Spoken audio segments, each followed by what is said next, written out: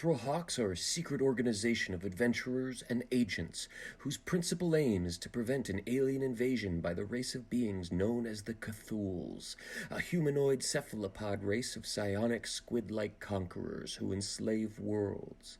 The MITHRILHAWKS were formed by Xavier Waverider to prevent this ongoing threat and help keep the civilizations of Earthall in balance through the 5 ages.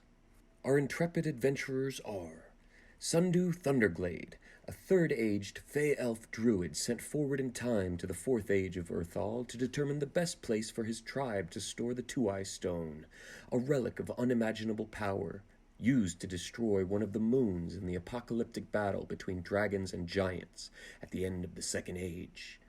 He is horned, green-skinned with bioluminescent markings, and can transform into a giant teleporting tiger-like being of immense strength and agility. Played by Kurt. Lachlan Winshear, a half-elf rogue artificer wizard mercenary from the 4th age of Earthall, who was orphaned and taken in and trained by the MITHRILHAWKS. He relishes in unique magic items, creating them and running a small mercenary band that supports the MITHRILHAWKS intelligence network. He serves as the guide to this unlikely and very secretive trio. Played by Redfoot. And John Loyal Chambers, a Special Forces operative from the very human 5th Age of Earthall, who operates in a special access program called the Jumpgate Project, run by General Hawk. He was sent back in time to the 4th Age to determine the whereabouts of the Two-Eye Stone and report back so the Jumpgate Project could locate it and use it to defeat the invading cephalopods of the Cthulhu race. He has a religious experience during this time travel jump and becomes a paladin for Columbia Mithrael, the female elven deity of justice and healing, played by Tennant. Each of our adventurers are guided by their age's version of Xavier Waverider, and each have their own mission. Will they work together to accomplish their specific missions, or will they face something even more daunting and challenging, discovering untold secrets that they had never suspected and challenging them to their very cores? Find out in the MITHRILHAWKS Search for the Two-Eye Stone. In this episode, our intrepid adventurers find themselves once again defending the Two-Eye Stone from invaders that would seek to take it and use it for its own purposes. We meet an old friend and save Guan Shou.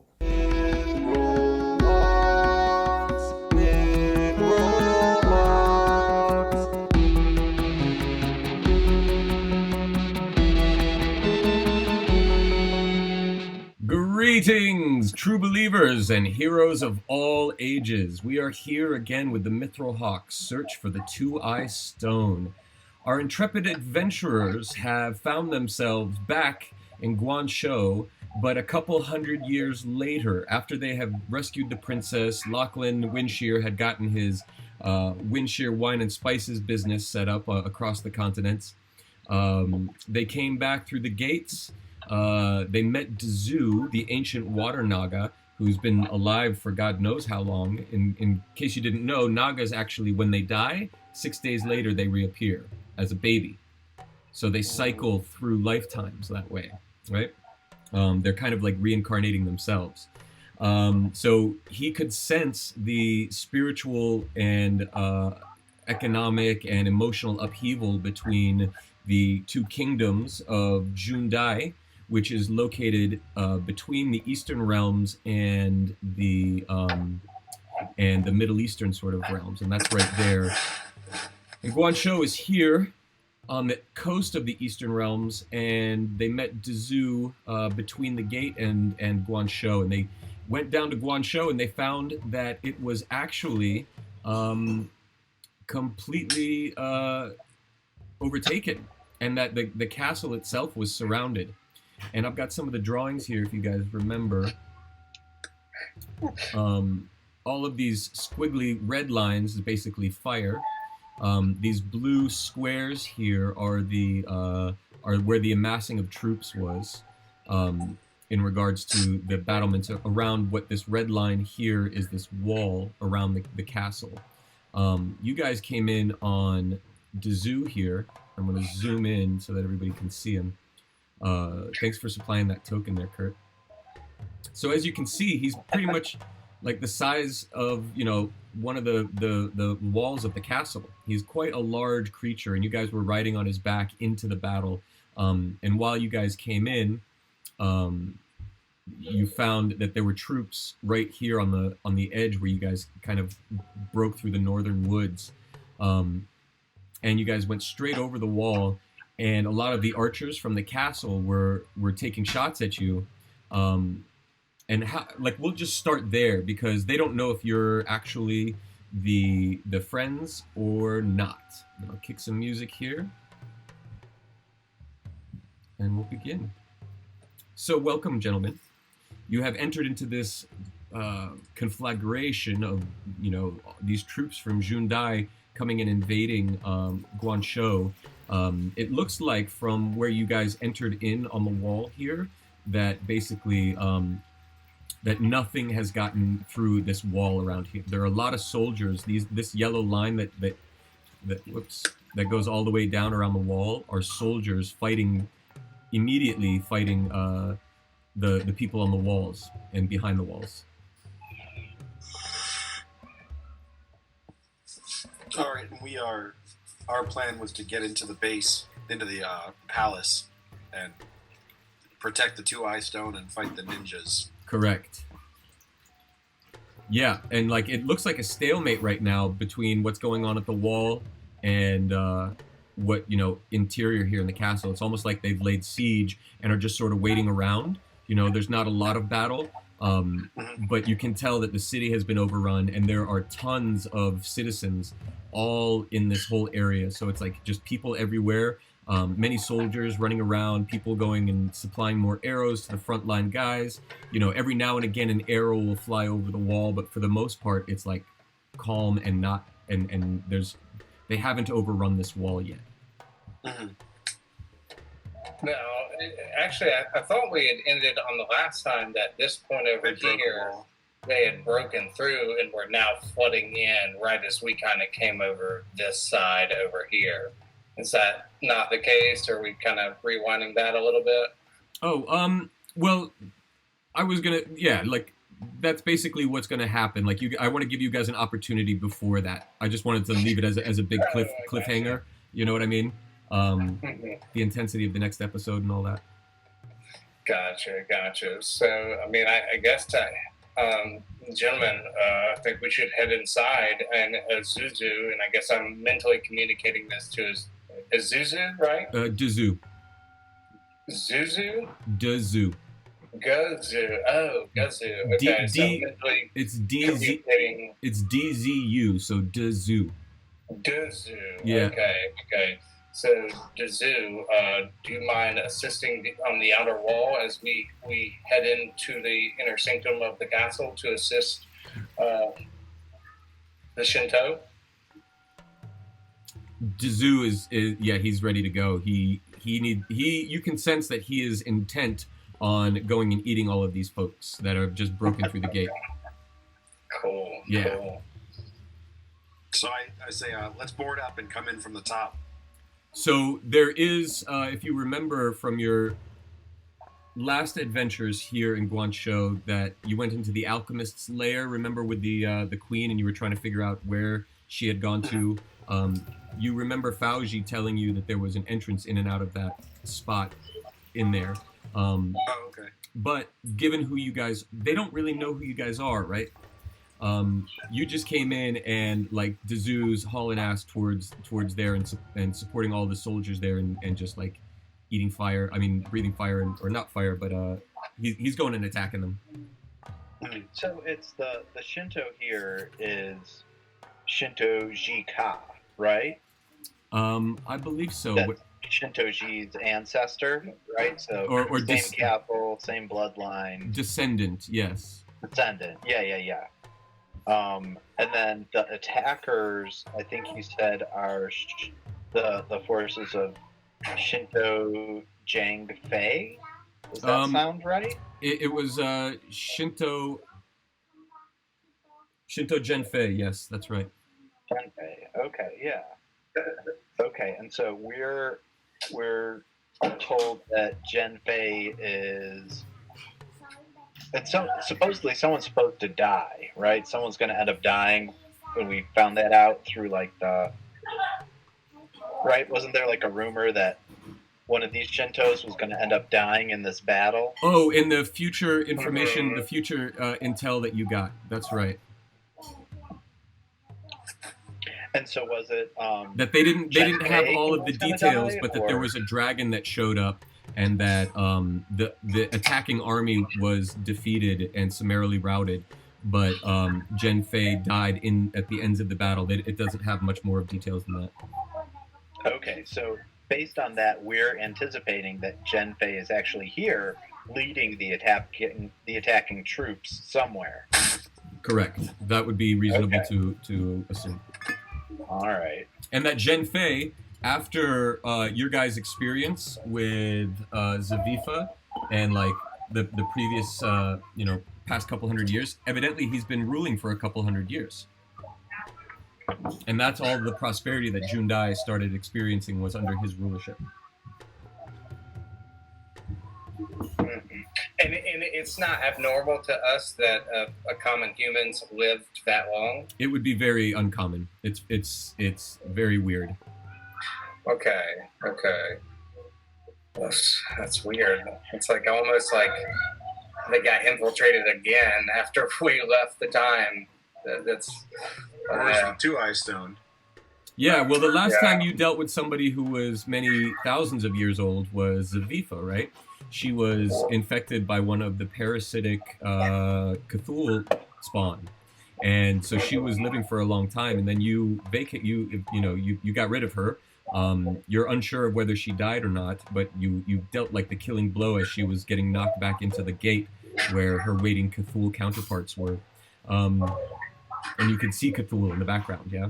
So, so who knows? But this Gen Fei fellow is very old according to human years. And so now that we're looking at this map, where was this back entrance? Because we still have the Silver Surfer boards, essentially, not Silver Surfer, but Xavier's Wave Riders. That's what I'm looking for. Correct. So I almost wonder, we know that the back entrance is there. Maybe I know there's kind of only three of us. That makes it difficult. But maybe someone could come in from the top, and the other two come in from the door, or vice versa. I mean, as far as I'm concerned, I think even if they don't know us, we're kind of like friendly forces here. I don't know that we need to came in with the dragon that was fighting off these guys. Yeah, we're kind of bailing them out. So I don't think we need to ambush them so much, hopefully. I mean, I would think we could kind of just land where the stable is and just kind of move in. Yep, there's a good chance of that, but you might take some arrows, so just be ready for that. Well, and I almost wonder then if that's the case, if we should just come in through the front, like when we drop off a Dazoo, scream to the wall like we're here to help. And obviously, if we rode in on a creature that is immediately attacking the enemy, almost should find a sergeant out on the wall who sees that happening and say, hey, go notify the Shinto Shikai that we are here to assist, and then we come in after them so we don't have to take friendly fire. I mean, yeah, I think that the thought is that we're trying to get in as quick as possible because there is currently ninja who have most likely infiltrated the palace at this point. Oh, yeah. Going to assassinate the emperor or do something with the Two-Eye Stone. Gotcha. Or both. Okay. How would they go in? All right.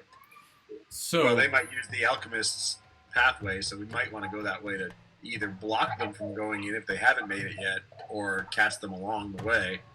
Well, I will say this: you do have the option. You can do either of those three things, right? You could. There's a amalgamation of troops and people, and there's a lot of people trying to get into the castle, and it's heavily guarded at the door because peasants and other people are trying to get safety inside the castle.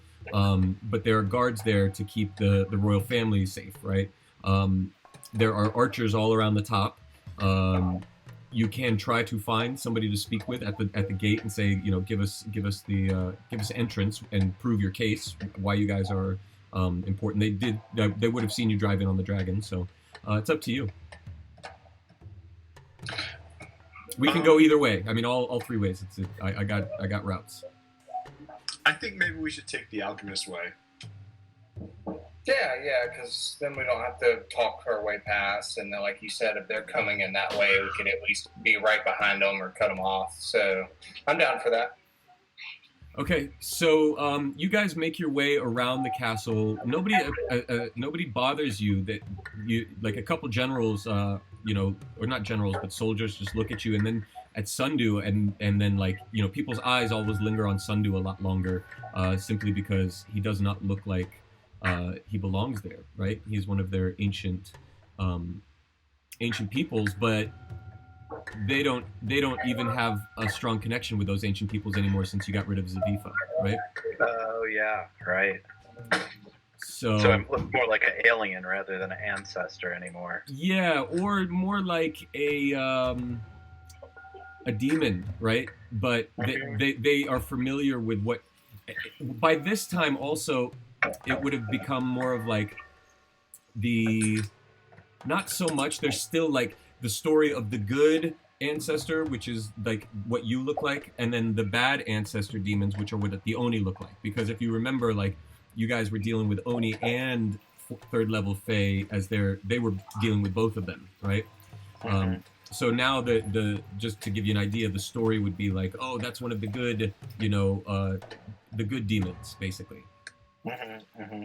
But they would still be like incredulous, like, what the hell, like we thought this was just stories that we told our children, or that we were told as children, the bad demon will come and get you, Right, like, is it Halloween already? Yeah, yeah, exactly. But they are dealing with extraordinary circumstances right now, and so nobody is like really focused on you guys. And you do manage to make it around to where Fauji, hundreds of years ago, told you that the entrance was. And if I can press down, here we go. So it's over here if you're seeing the map, okay? And if you would give me a perception check so we can see if you can find it. Actually, I want to do one other thing first, real quick. As we're flying in, sorry, I was just reading about it. As we're flying in, I'm gonna cast message, which is a cantrip, and send a message to like the nearest like kind of person that looks like they're in charge on our side. Okay. And tell him, basically tell him like we believe assassins have infiltrated the building. Send in troops. Okay, very good. And you do that on the back of the dragon, or on the back of Dazu, the water naga. Sure enough, you see a ranking, like lieutenant almost, or commander, run back to the gate and deliver the message to the door guards here. Okay. But you guys come around the bottom here. Let me scroll the map up so the viewers can see. Thank you, Lachlan. Thank you, because I didn't find shit with the 7. Oh, did you guys? Okay, so you find, with your heads-up display, vision shield, you find a grate that's over here, covered by some bushes, and there are, a lot of people crowded around in the area. So much so that if you guys were crawling in there, it might be a little bit conspicuous, and it might be a little bit dangerous for everybody else. But you see that the grate is unlocked, and with your perception, you know that it has just recently been moved. So you said there's a bunch of people in this little pathway, the secret pathway? No. There's a bunch of people crowded around the castle trying to find refuge and huddling with their families and kids and stuff. And so I kind of mentally say to Lachlan and Sundew, because with my helmet, I can communicate mentally to them. Correct. Okay. So I'm just going to say to them, we can't have the civilian population follow us in here seeking refuge. I'm going to create a distraction, and you two need to sneak in, and I will come around a different path. All right. And so, I could create an illusion. can you? Oh, that might be Yeah. good. You guys want to stay together in this? Okay, yeah. If you can do that, then yeah. And I guess you can mentally communicate back to me since I'm wearing the helmet. Is that also correct? Correct. Yeah. Okay. And my visor gives me telepathy as well. Gotcha. So I say that's a wonderful idea, Lachlan. Much better than my mine. Yeah, I think let's stay together. I create like an illusion, like kind of like over in this area, kind of like, you know, trying to lead the people off, and it's like a general being like this way, and like kind of leading people this way. Does minor illusion allow for sound? I think, but let me make sure.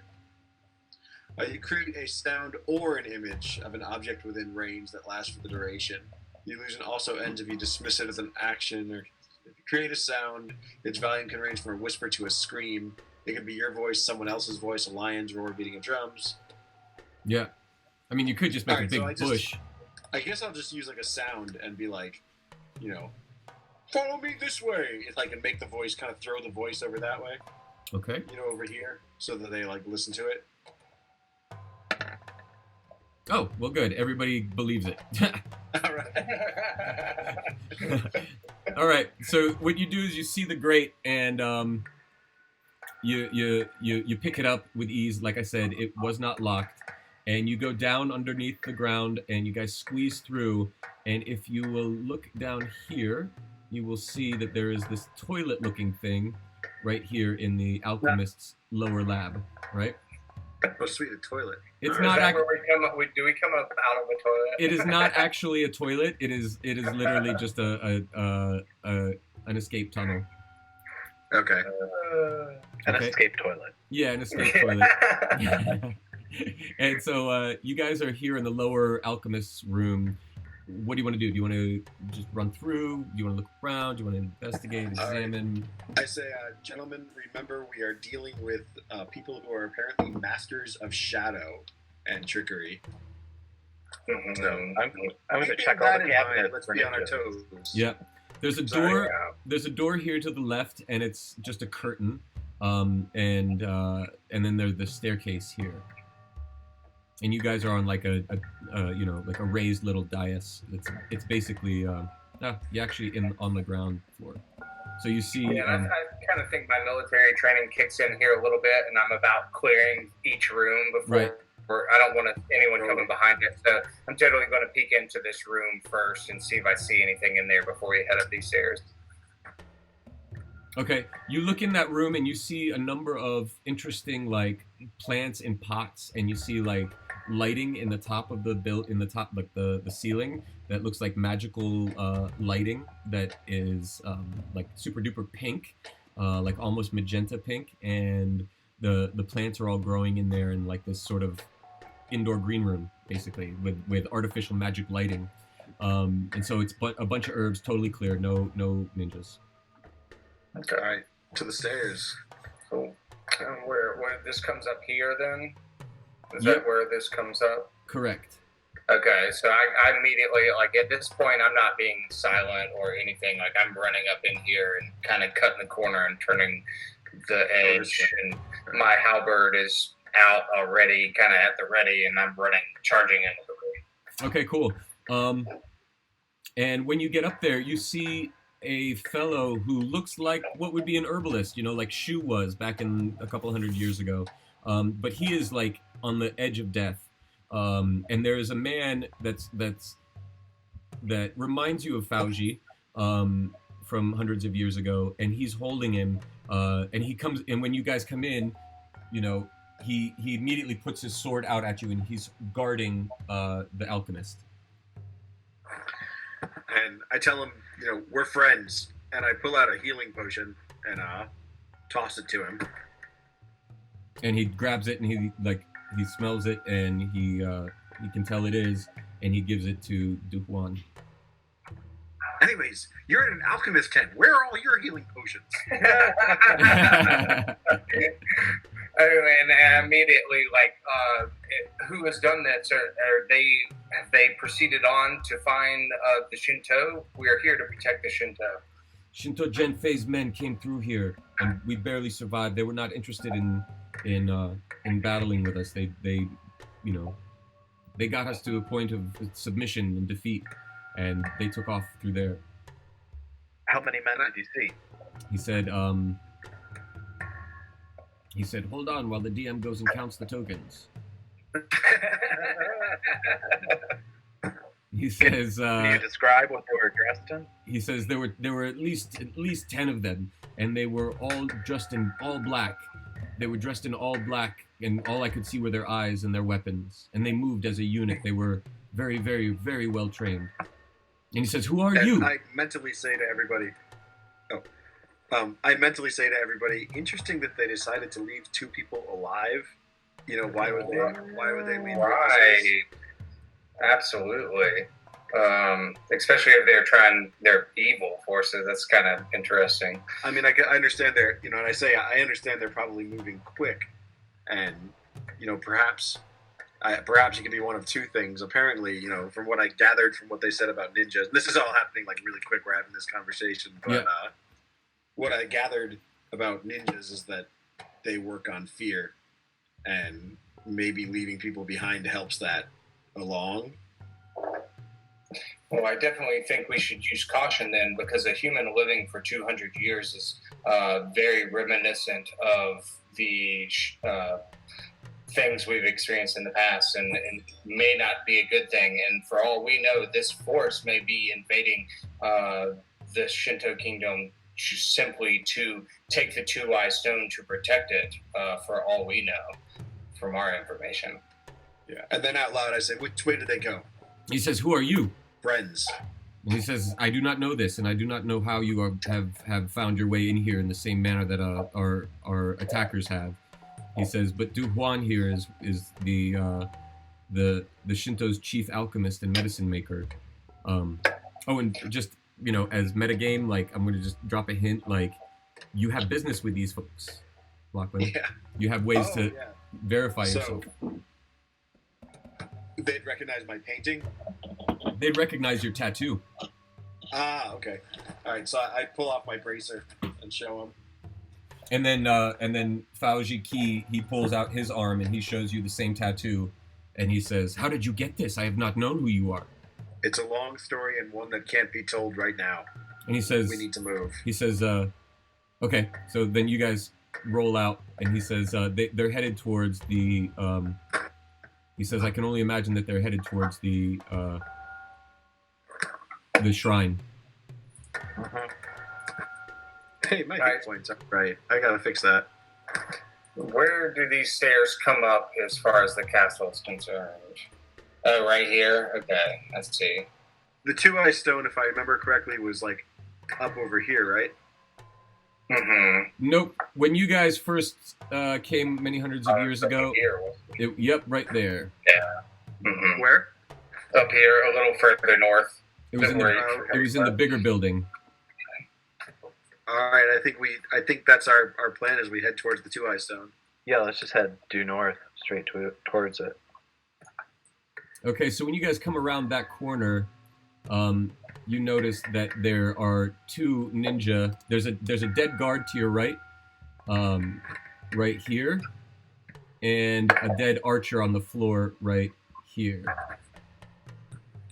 Okay. And then as you come around the corner, you see 2 ninja with this young woman who's got she's backed up against the corner here. You can see that they have just engaged her because she is not wounded yet, and they are just coming up against her. I missed one of their asses. And there's a door. And that sends me like into a rage. I see like a young woman in distress, and my character is just like, I'm in there. Like we're doing this like straight in. Yeah, she's like maybe 19 years old. This gate, there's a door right here. All right, on the wall just north of those guys.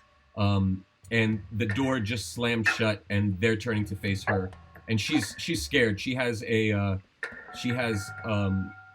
barely, like, she has a bow and arrow on her, and she's using the bow to like keep them back. Okay.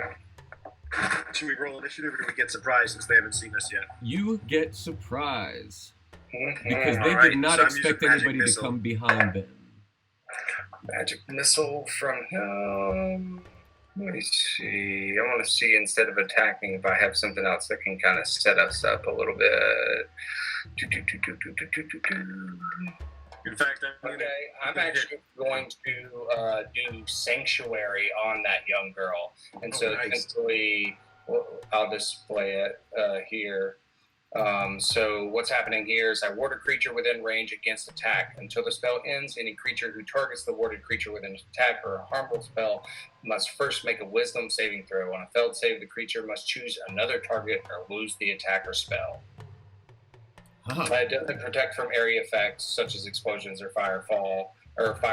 If the warded creature makes an attack, casts a spell, the effects that affects an enemy or deals damage to another creature, the spell ends. Oh, this is great. Okay, so they're coming in, and you do that first. Do any of you other guys want to do something too? Yeah, I magic missiled them, so I'm doing 2 missiles against this guy. Okay. And 1 against this guy. Okay. Great. But here's the first guy with the 2.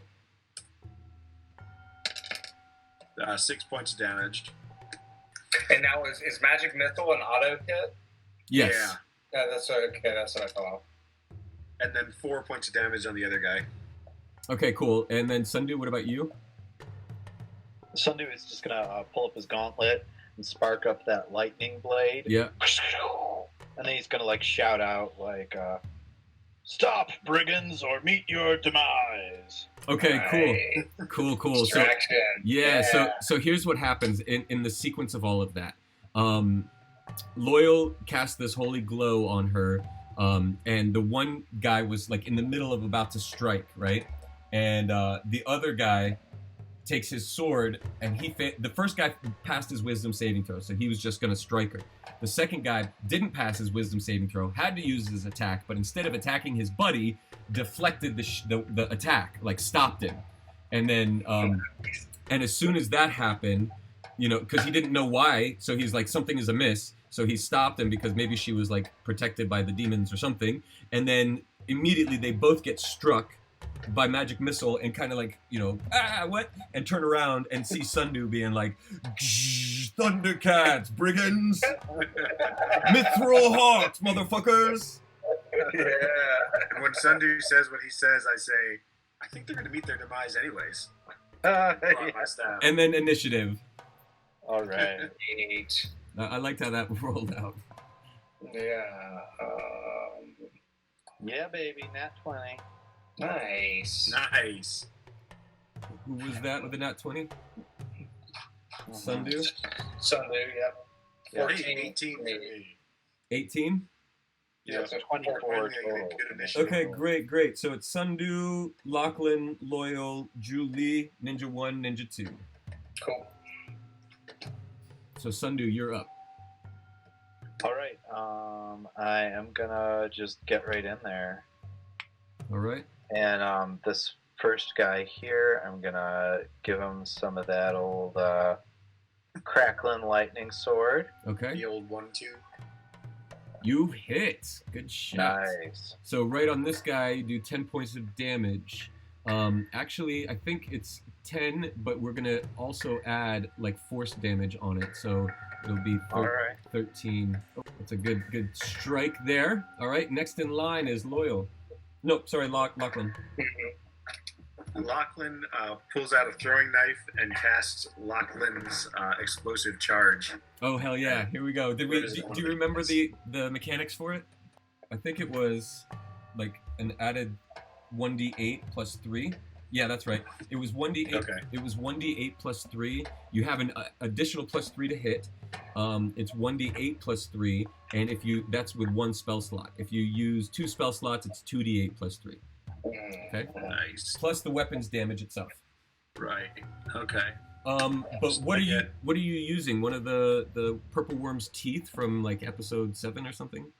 I was considering that. Like, I also have my crossbow, but I was considering, since I've never used it, retconning that into throwing knives. Okay, yeah, I'm okay with that. Just know that the throwing knives will probably blow.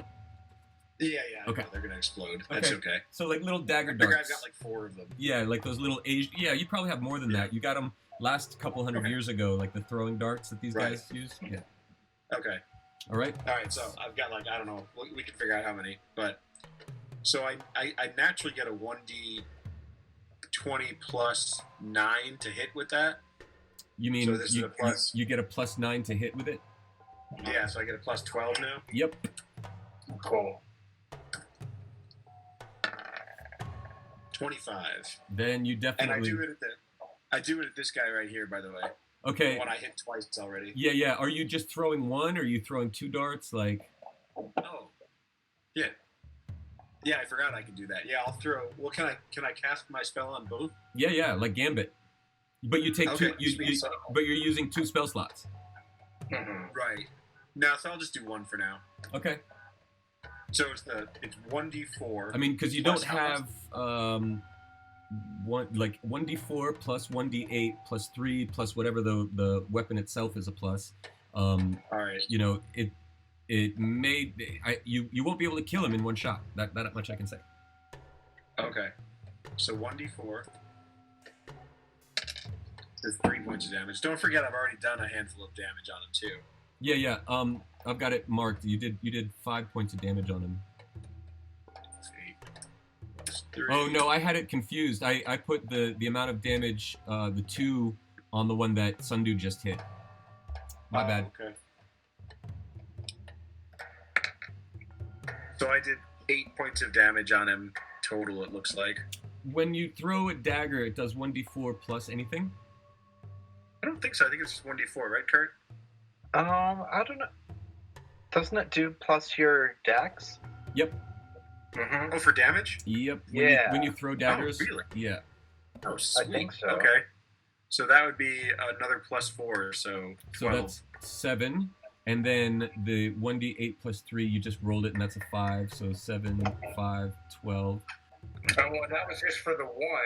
And didn't you throw 2? So shouldn't you roll another 1d4 plus 4? I didn't want to waste another spell slot yet because we still. Well, you can still throw the regular dagger, right, without using the spell slot and recover that before we carry on. Yeah, you can throw 2. I could. Yeah, you can throw 2 at once. All right. That's something. All right, I'll do that. So this one is just a standard dagger. 25. You definitely hit. 7 points of damage. Nice. Good. So yeah, you take your daggers, your little throwing darts, and you charge one up, and it gets that like cool pink magenta color, like your thing, and you throw them. Yeah, and one like hits him and goes in, and the other one hits him, goes in, and explodes, and he bounces back and hits that door with a thud, right there. Okay, so next is Loyal. Sweet. Good shot. I'm going to step up on this guy here, and I'm going to attack with my halberd then. While you're winking at the princess? Yeah, totally. Hey, what's up? Fancy seeing you here. Don't worry, I already had a line in mind. All right, good. Oh, you come here often? Yeah. Yeah. It's a girl doing like you're doing out here with a bunch of losers like this. Anyway, all right. So you're taking us. You're gonna define Smite? No, I was just double checking a couple things to see if I wanted to use. I don't think with the 2, with knowing there's 8 more ahead of us, that I'm going to use anything significant at the moment. So right now I'm just going to do a simple halberd attack, and so that is 14. No, you don't hit. Oh shit! Even with a 14, damn. Wait, yeah, I rolled a 6. So yeah. No. Sorry, my man. It happens. So what happens though is he jumps back out of the reach out of your halberd, right? With his back towards his buddy, but sidelong to this princess. And when he gets right in front of her, she takes her bow backwards and like smacks him with it, or attempts to at least. And does miss. And what she does is she hits him with the bow. It doesn't do any damage, but it pushes him backwards and pins his buddy up against the wall. So he and his buddy are like, real close together now. So what they're gonna do is take their attacks. And miss. And both of them miss horribly. What happens is they run like this and come at you guys. And this one tried to swipe the princess, and she jumped back under the awning here. She's also got the sanctuary spell. Yeah. Oh, right. Thank you for reminding me. Damn. Let's see what happens with that. He fails. So he takes his swing at her, but then immediately attacks at you, Loyal. Good luck with that, seeing as you are like a tank at this point.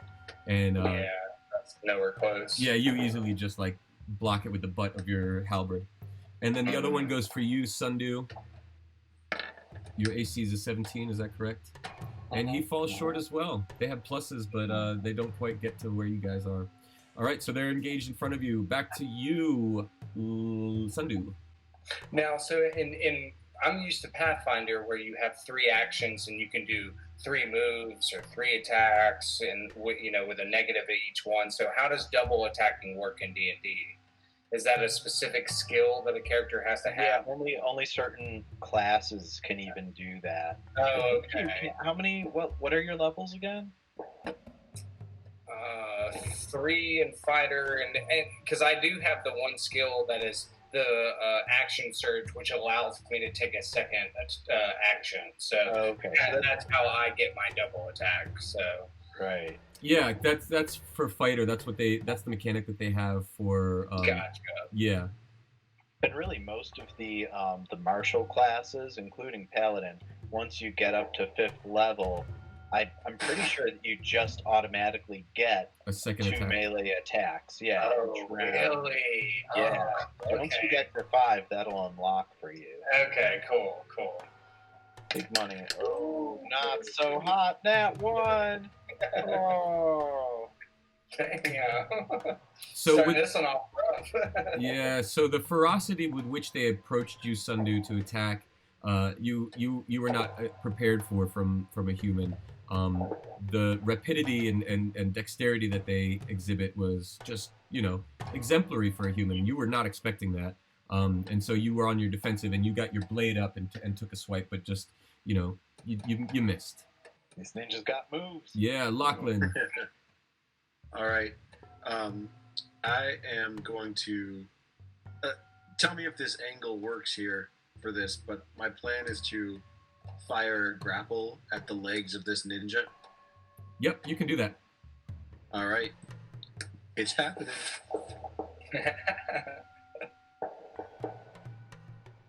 Are those fireworks? Oh yeah, I can turn off my mic. Oh no, 27. no, that's okay. I just didn't want to. Yeah. Gunshots. Okay, yeah, you totally got it. People shooting on whatever street you're on or whatever. Whatever, guys. I'm playing D&D. Guys,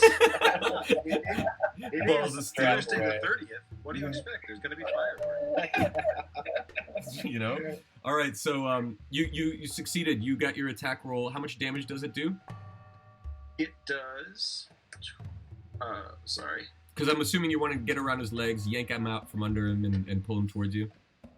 It does 1d4 plus 4 in damage. I feel like it was more than that, but all right, go ahead. Really? Yeah, I thought it was like 1d6 plus something. Anyway. Well, I don't really know because all I have it as in my system is a club, and a club does 1d4 plus 2. Yeah, no. And the club's plus 2. No. It was a super duper magical thing that became like a plus 3. Let's just go for 1d6 plus 3 for now. All right. Wait. Yeah, plus 3. 6 points damage. 6 points of And damage. his legs are tangled up. Yeah, I'm gonna give him a dexterity check. 6 points of damage, we said. His legs are tangled up for sure. It's whether he stays on his feet or not. And he does. Ooh, he does. He's up on his feet, but you haven't yanked him. So are you like? Yeah, I haven't pulled the cord yet. Yeah. Okay. All right. Next is Loyal. Yeah, I'm going to just do another halberd attack on the guy right in front of me here. Okay. With a nat 20. Oh, Yay. dude, yeah. Nice. So that's 14 plus 4 for 18, and then 18 doubled for a whopping, what is that? Geez, 36? Oh man. Yeah, you slice him in Holy shit, I half. just wrecked this dude. Yeah, you just like that was more hit points than he had in the first place. So you slice him like basically like halfway through, like right here. You were so pissed that you missed the last time, and you saw the princess sort of eyeing you, and then you're like, I better, inspiration points here, and you take and you slice him down like right on his shoulder, and it goes like all the way through basically to the point where like he peels apart. And you scream in like a primal rage. No, I don't know what you do. Oh no, I absolutely do. Like, Okay. He never even looks at the guy. He just keeps looking at the princess. Smiling.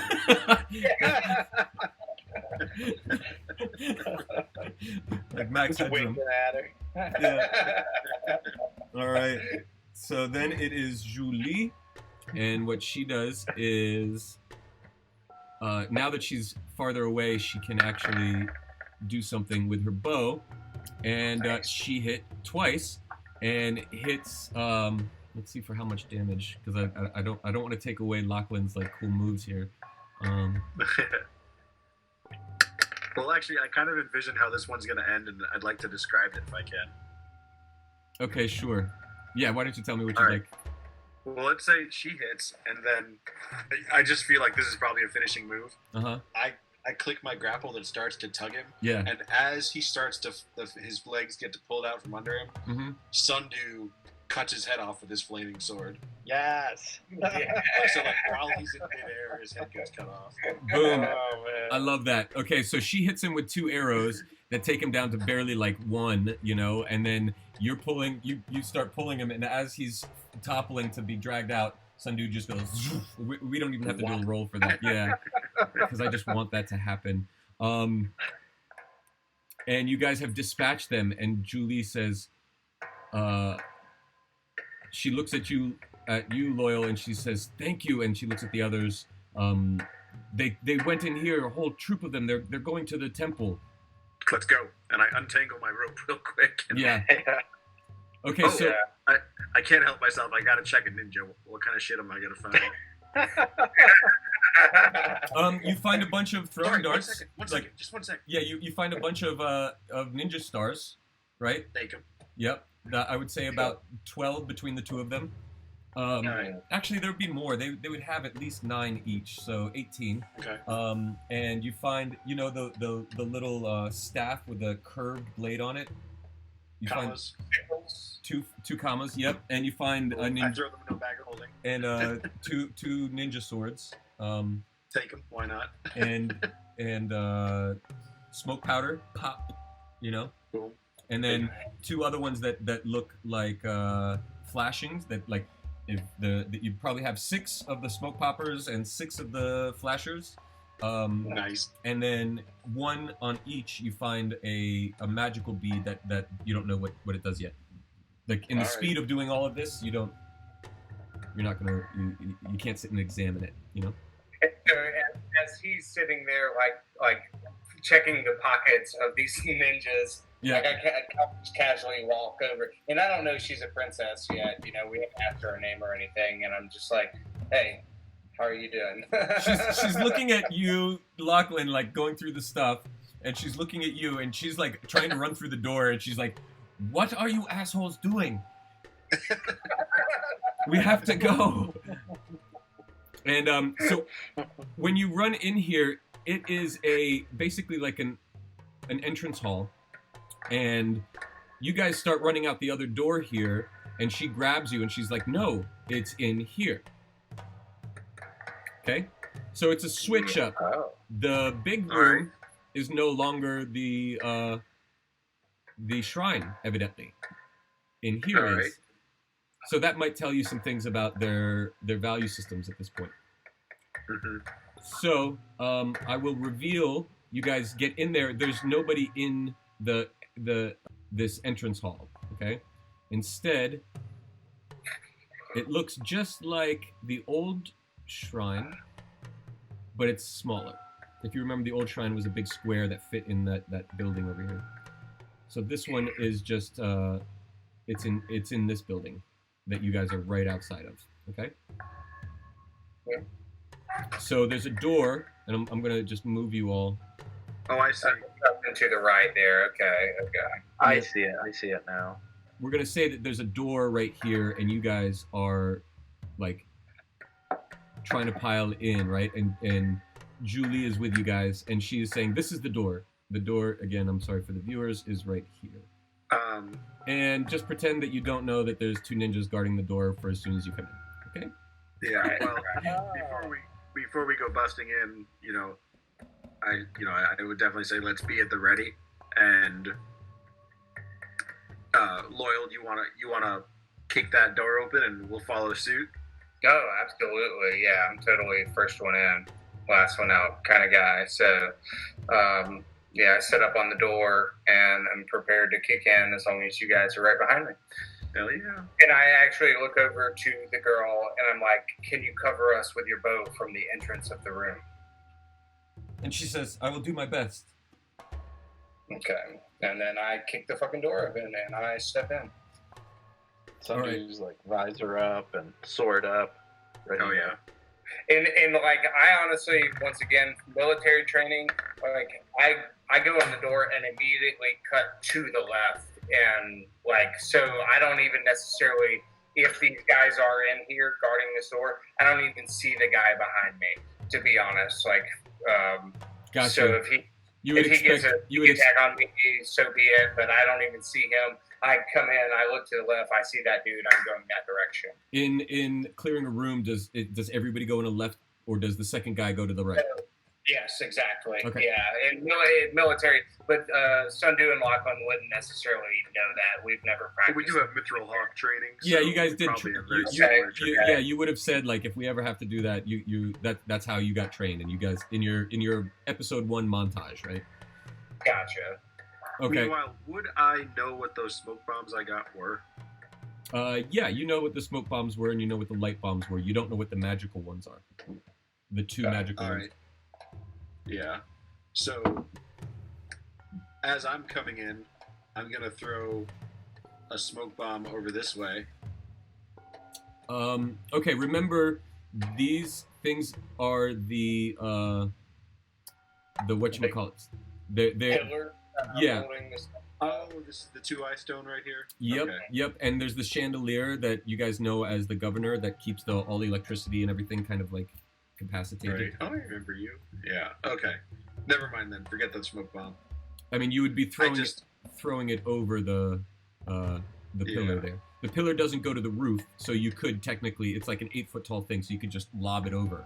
You know. We're still rolling initiative at this point, right? Because they're they're already there, expecting someone to come in the door, and we come in the door. No side gets surprised on this. No, they would get their because they're readied. You know what I'm saying? Like anybody that comes through the door, they're readied, so they're gonna get an attack. Each one's got an attack on you, but they both miss, and I'll tell you how. But yeah, if you guys want to do initiative, how many have I got in here? 1, 2, 3, 4, 8. So there was more than what homie said. Yeah, only 10 for me. Yeah, 12 for me. 22, baby. Yeah. Yeah. So maybe I didn't go in first. Maybe you beat me in there, Sundu. Well. Oh, what did you guys get? Sundu got a 22. Loyal got a. I don't see what Loyal got. 12. And Lachlan, what did you get?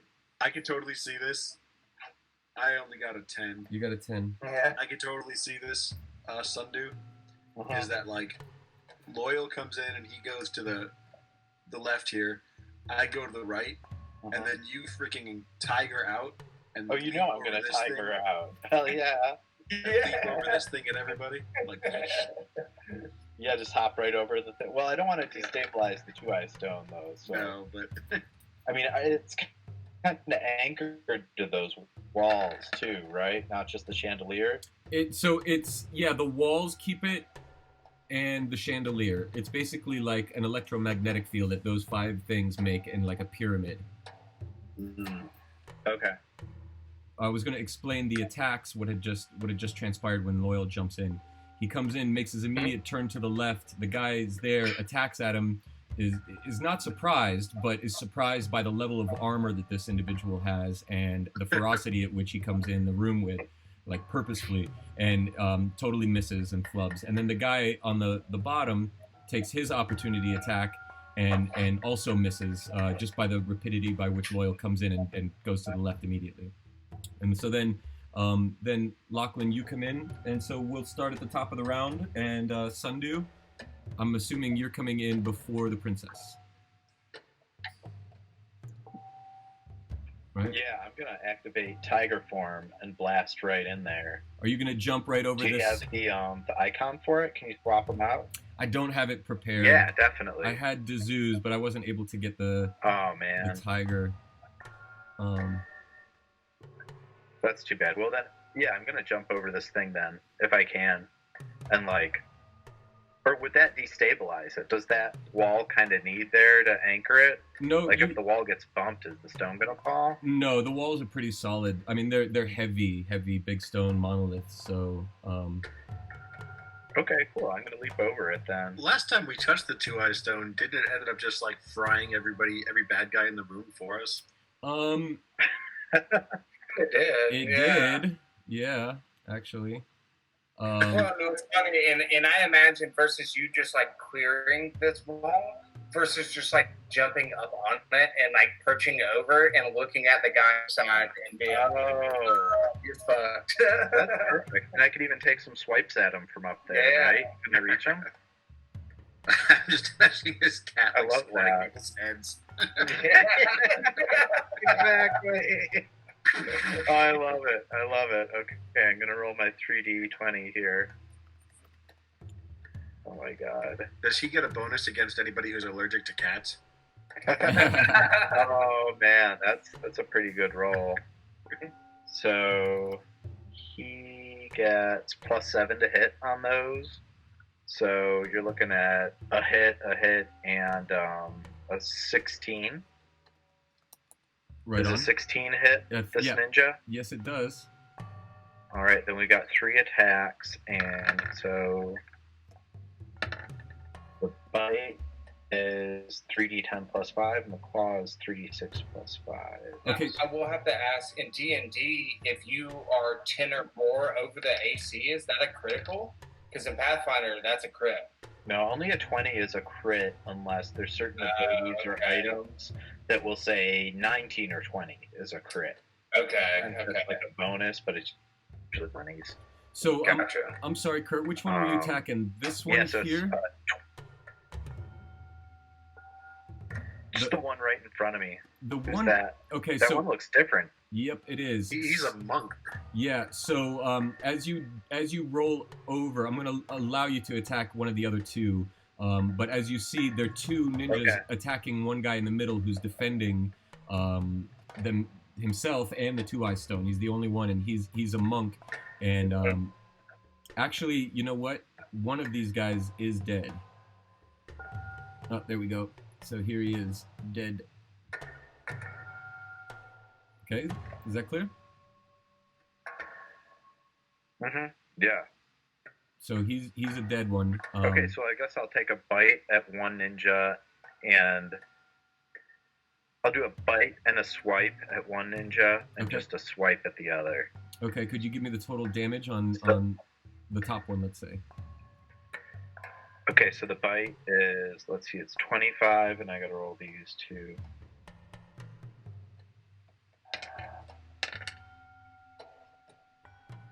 So it's 25 plus 17. Jesus, that's 42 damage on the top one. And he is dead. So I just like bite that dude's head off. Nice. And then and then the other guy I swap for 17 points of damage.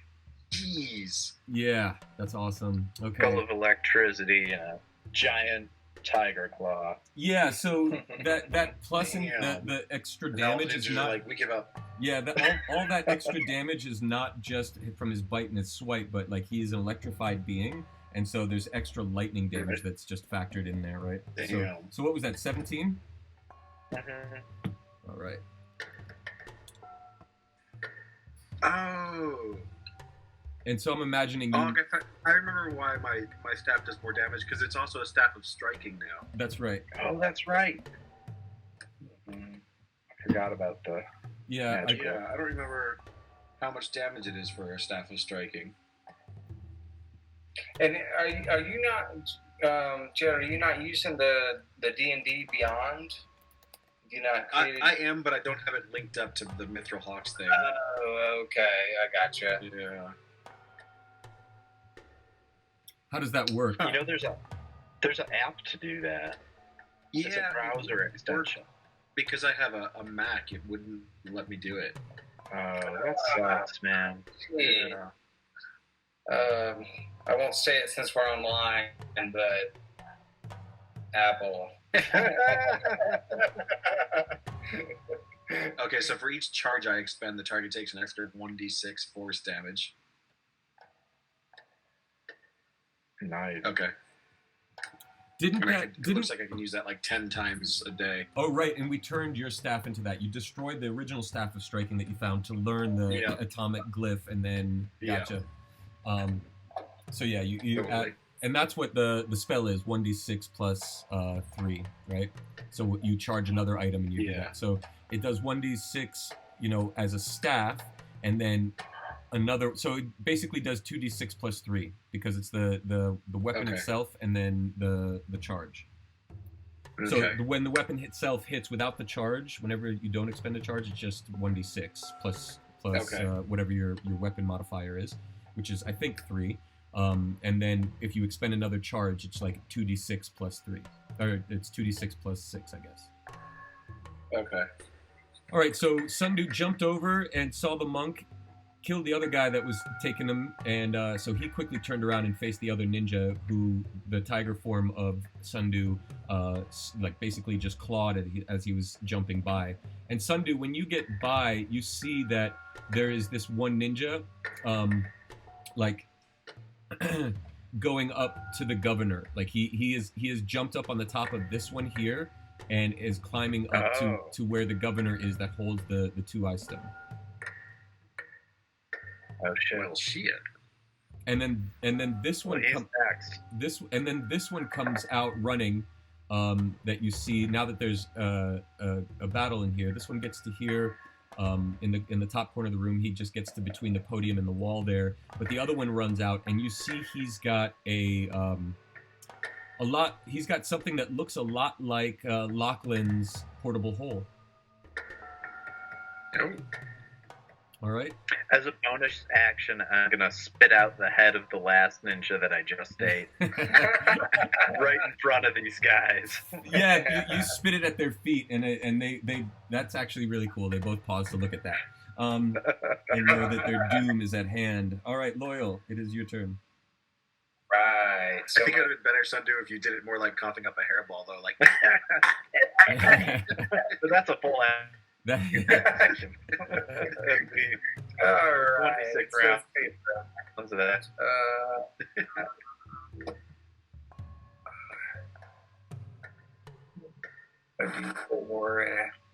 Okay, so actually, I will do this since casting a spell takes my attack action. Correct? It's interchangeable. Correct. Same thing. Okay. Yeah. Okay. I might save that then. Okay, cool. In that case, I am going to attack the guy here in front of me for 25 to hit with 11 points of damage. And you definitely hit. And how do you want to describe that? So I'm actually instead of coming overhead, typically I'm kind of as I run in, I'm running it with my halberd backwards. Okay. And so I'm breaking it along the floor and coming up across his chest on this one. Oh, nice. And then I'm going to action surge and attack a second time. All right. So let me make sure I mark that so I can't use it again. Attack again, and 26 with 15 points of damage as I come back down across his chest. So I'm kind of like, coming up and then coming back down again on him. So that's a total of, what is that, 26 points of damage. Yep, and let me do a saving throw. Oh, he, I'm gonna say with the ferocity that you come in with, and you hit him twice like that, and you knock him up against the wall. He's super duper bloodied. He's on his last legs, but he passes out unconscious. Okay, sweet. Lachlan, it's your turn. All right. What is the possibility of this working? I love it when he starts. Yeah. If I use sleight of hand and use it to reach the pocket in which I know they were keeping all their smoke bombs and flash bombs and stuff, right? Because I found them on the last guys, right? And then cast Lachlan's explosive charge on his pocket that's holding all of those. Okay. Yeah, sure. Okay. Yeah, that'd be fun. All right. Let me look at my sleight of hand real quick. Okay.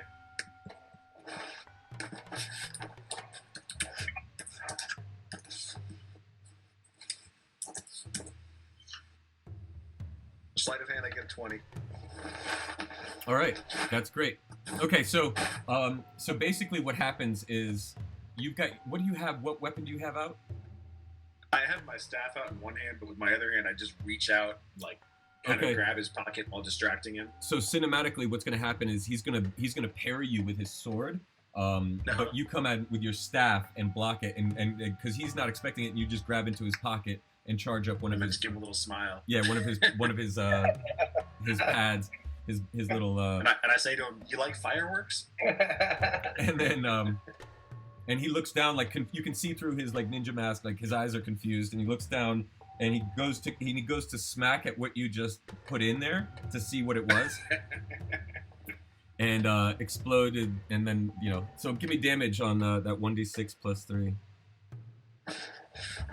Or are you doing more? Are you doing like 2 or 3?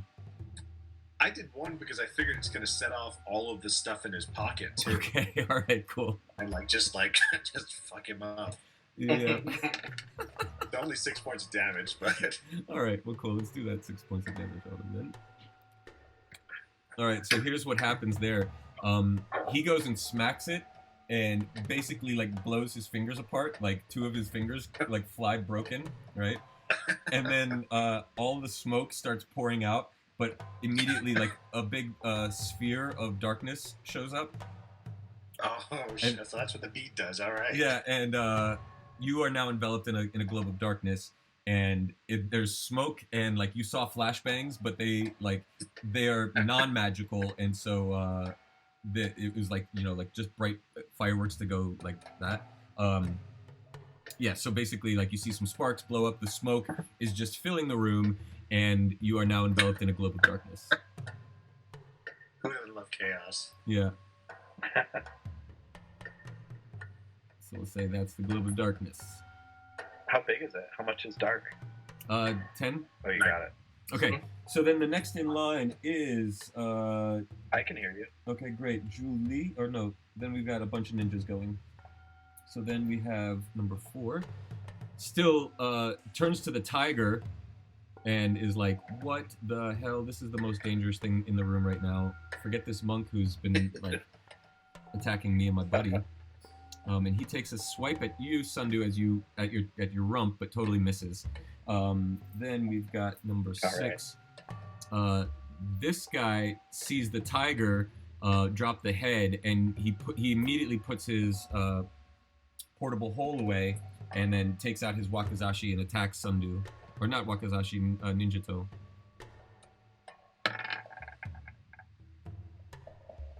And he does hit. Wait, yeah, you're 17. He does hit. That's a hit, right? Yep.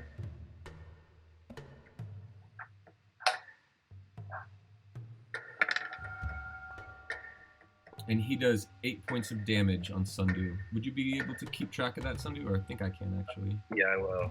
I got it. I'm using the green one to track his tiger form. Correct. The red one is the one. So it's 8? Mm-hmm. Well, it is. I'm at 32 points. Great. Perfect. Thank you. And then it goes to... let's see. Julie gets to go. And she takes her arrows and fires it at... she looks into the globe of darkness and saw the one ninja over here before. That's who she was going for, because she assumed that the other two fellas got their people under control, seeing as the efficacy of your attacks last time outside. So let's get a d20.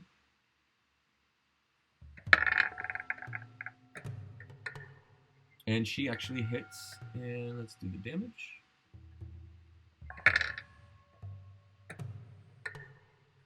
Nice. Yeah. So she shot 2 arrows, nailed the guy. Next in line is this other ninja who is actually one of our old friends, the Oni. No. He runs out and immediately transforms as soon as he sees the tiger. Mm-hmm. He was like the Deja backup. vu. Yep. So he comes out and he goes immediately into a cold weapon attack. Our friendly old cone of cold. Oh, God, I hate that thing. Which is a very deadly one, right? If I remember correctly, it's like 3d6. Cold. No. He's gonna shoot it at the 2-eye stone to get to Sundew? he's gonna shoot it straight at Sundew's tiger form. So Sundew's tiger form is pretty much these 3. I don't have the token for it, but you can assume that he is this big. Okay. Right? Right. So do the Oni have a poison attack, or just the cone of cold? They have a cone of cold, gaseous form, sleep, charm person, invisibility, and they have no poison, no innate poison. Okay. They carry either weapons or their claws, and in this form, he's got his weapon. So I need you to take a saving throw for me, a dexterity saving throw.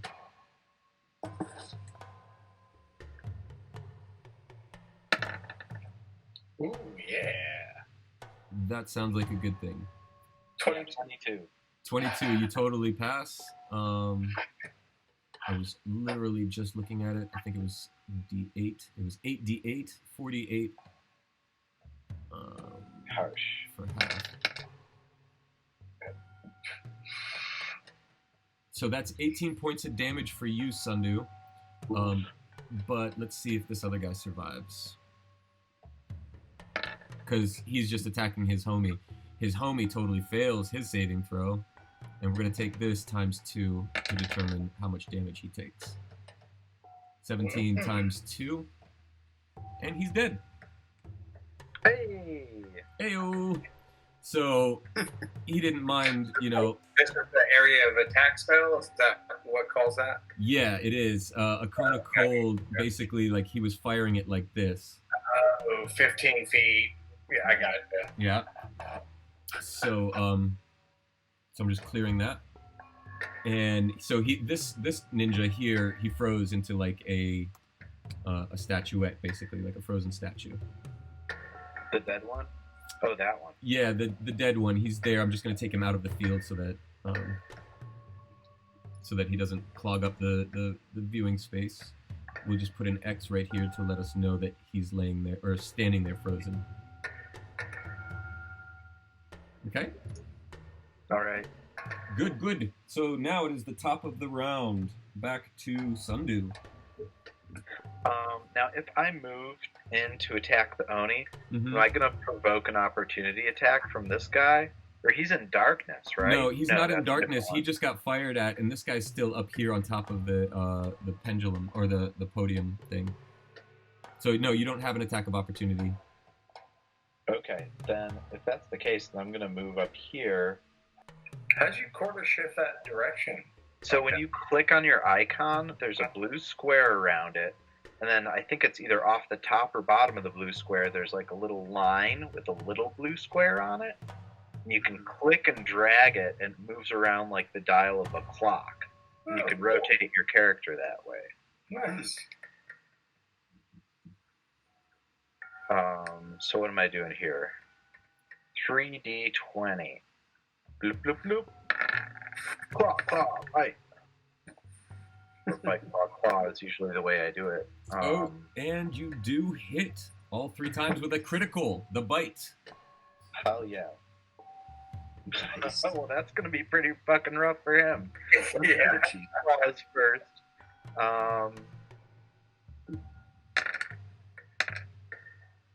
Okay, so that's 15 on the first claw, and 17 on the second claw. And then how do you do your crits? Is it double? Yeah, you roll it and then we double it. Okay. So that one is 3d10 plus 5. So the first one was 15. The second one was 17. That's right. And so this is 29 for the bite. So you can double that. It's a 58. Wow, that's oh my god. 58, yeah. So the grand total damage for that round is pretty overpowered, I gotta say. That was 48 plus 32. Just give me the last one. I already did the 2 first ones. Okay, well the last one's 48 then. 48. Wow. Okay. Yeah. All right, you can add it all up if you want to. Wait, I thought the last one was 58. It's 80. I did 80 points of damage. Holy shit. That's epic. That's nutty. Okay, so that just happened. Suck that, Oni. Yeah, no, I'm not dead. it makes sense in the story too, because it's like you just got hit with a freezing cone of cold, and you managed to duck behind the 2-eye stone a little bit, and then just came out. And like I'm picturing it as very OP. Like, oh, but you got to make a check now for the round. Exactly. Yeah. So I think I got to roll like a 10 or higher on a d20 to stay in this form. Yeah. Did we decide that it was at the beginning of each round or at the end of each round last time? I think it's at the end. Yeah. That kind of leaves me in a worse place. I could get like stuck. Yeah. Otherwise, I change and then I can. Oh, it's no problem. I still get the rest of my round. Mm-hmm. Hey, you did it. Barely made it. Okay. Good. All right, that was awesome. You took a lot of we have only so much time before I figure everybody wants to get out of here, so I've been kind of trying to make things move a little bit quicker because there's one last big scene as the cliffhanger that you guys do after you eradicate these guys. That's cool. I'm having fun. All right. Hey, Awesome. also, guys, we need to talk. Next weekend, I probably won't be able to play. Let's talk about that but after, so I don't have to edit it. I'm sorry? Let's talk about it after, so I don't have to edit a whole bunch. Okay. So Loyal, it's your turn. Cool. And this guy here is unconscious. He's not dead, right? He's just laid out unconscious on the floor? Correct. Okay. Then I won't worry about him, and it's possibly someone we can interrogate later. So I've got a movement range of 30, and for some reason I cannot.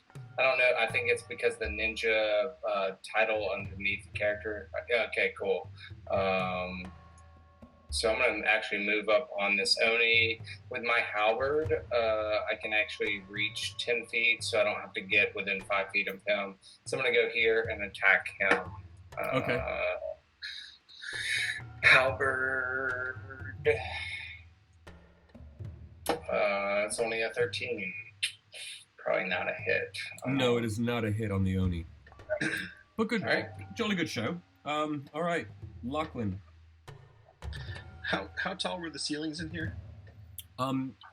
It was raised to be able to accommodate the 2-eye stone. So I would say it's got like a maybe 20-foot ceiling, right? And then the governor or chandelier hangs down about 10 feet. So it's about like 11 feet above the floor, and so like maybe 3 feet above the 2-eye stone. Okay. Then I cast Jump to get myself out of this globe of darkness. Okay. And land about here. On the floor or in the rafters? Because there are rafters. Oh, yeah. My goal was just to like flip over the guy and land right here, so I'm still in play.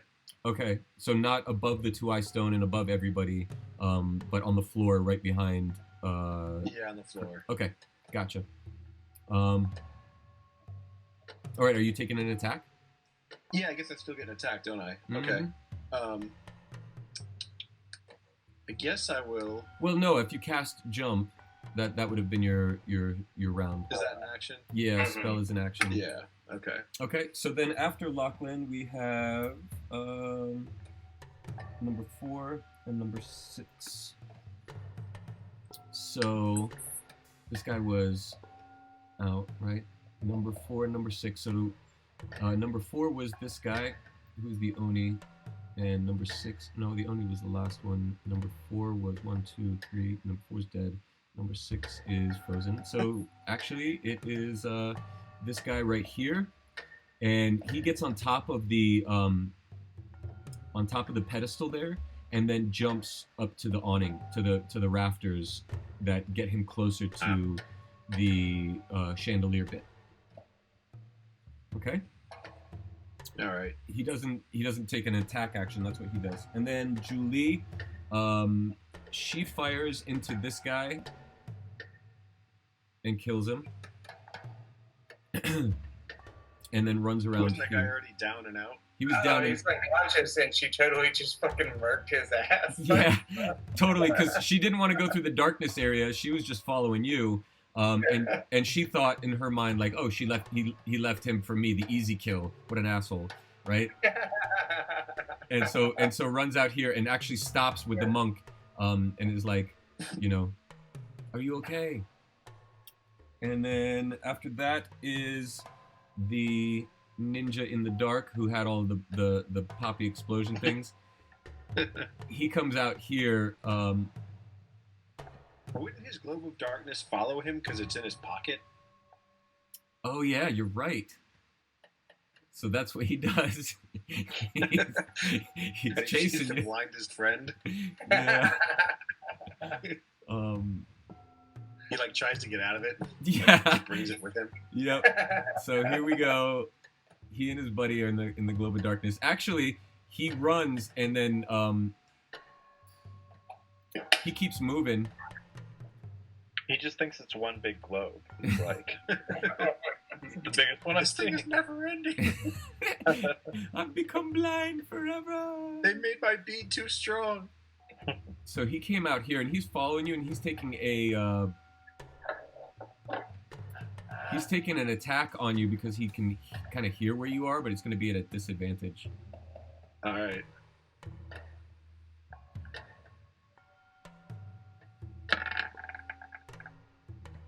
Nope. It doesn't matter. Yeah, he's failed. But you do notice that he's there, doing that. I'm back in the globe of darkness again. Yeah. And then so Oni, now it's the Oni's turn, and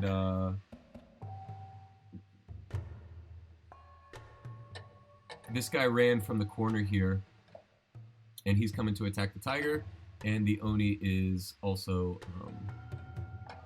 going to take his attack. And the Oni this time is going to just attack with his weapon since he's done his spell, and no other spell is going to help him right now. And he totally misses you, Sundu. And then this ninja takes his attacks at you. And he also misses. He hits you, but it doesn't actually penetrate your flank. All right, top of the round, Sundu. Oh wait, I didn't say the monk. I'm sorry. The monk turns and attacks the ninja that's been attacking him from below. Let's see if he does. And he misses. He punches him, but he goes back and doesn't get injured. And then that ninja attacks back at him. And he's got 2 attacks. Oh my god. All right. Totally misses. All right, top of the round, Sundu. That's just like a quick series of blocks, Yeah. Like the cat blocks? Yeah. It actually looks like that. Mm-hmm.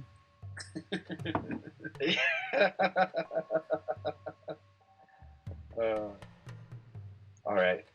So now I think what I want to do, I'm going to divide up my attacks. I'm going to, if I can, just take one swipe at the Oni. Mm-hmm. And kind of as I'm doing that, sort of push off of him and try to reach up and intercept this ninja on the rafters before he gets to the two-eye stone. Does that sound doable? Yeah. Oh, well, no, the rafters are like 10 feet up. Well, I mean, technically your tiger form can blink, so yeah, it is actually doable. Oh, I can just blink up there. That would be dope. Yeah. All right, well, can I just, yeah, like I said, I want to get one more claw attack on the Oni first. Let me do that, and then I'll blink up there. Oh, that's a miss. Okay, so you miss him, but you can blink up there and take your 2 attacks on that ninja.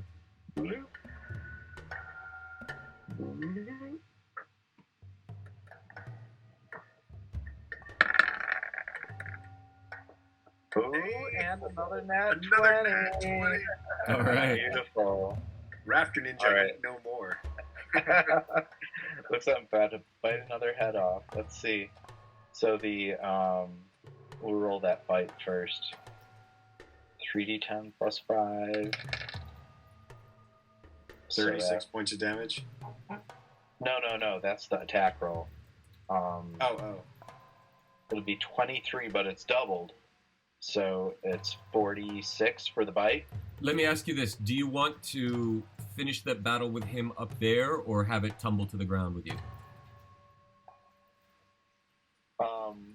To have the body tumble to the ground? Well, I would say do a dexterity check then as well. Plus, like 5.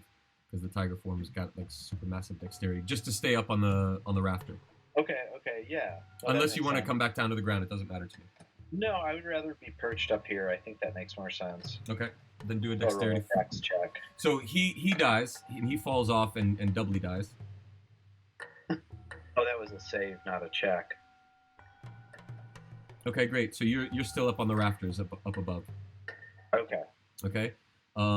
Next is Lachlan, I believe. No, Loyal. Yeah. Is it me? Okay. Cool. From where I'm at, I'm gonna just attack again on the Oni here. And question, Kurt, do I have to decide whether I'm smiting before I land a hit or not? Is that appropriate, or like can I do? How does that work?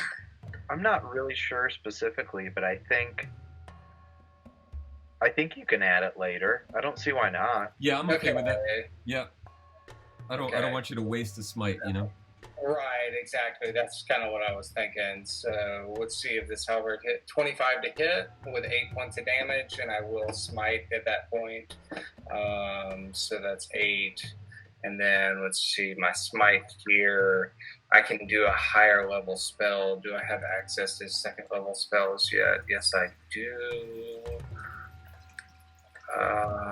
No, I don't, actually, which is weird because my detect thoughts and suggestions are level 2, but I don't have any second level spell slots yet. So I guess that's just kind of a given for storyline right now. So I'll just do an extra 1d8. What is that? 1d8. It'd be 3d8 total for the whole smite, right? Because it's 2d8 for the first level and 1d8 for every extra. Yeah, but I don't have a second level spell slot now, so it's just an extra 2d8 here. Oh, okay. Successful 2d8. That's an extra 10, so a total of 18 points of damage on the Oni. 18, you said? Yep. All right, great. So you take your halberd and like into his chest, and it kind of sticks there. Are you pulling it back out, or you want to leave it in? How do you want to deal with that? Yeah, I'll take it out. Okay. I don't want to take the chance of him ripping it out of my hands. Okay, great. Lachlan, your turn. All right.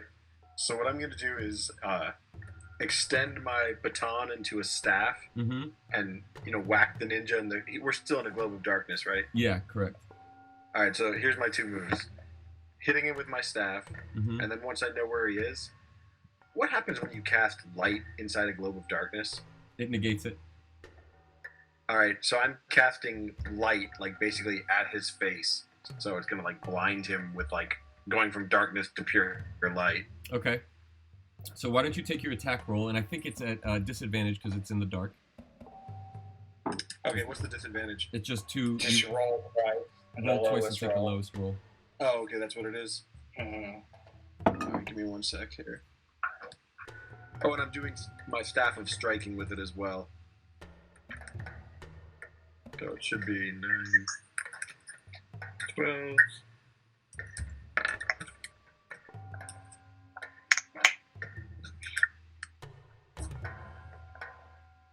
So either a 20 or a 29.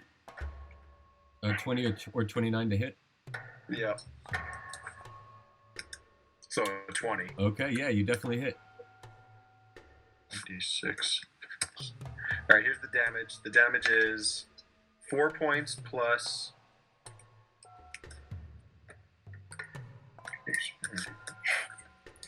I have a feeling I know it's coming here. Plus 9 points. Plus 9 points? Yeah, so 13 points of damage, and then light right in his face.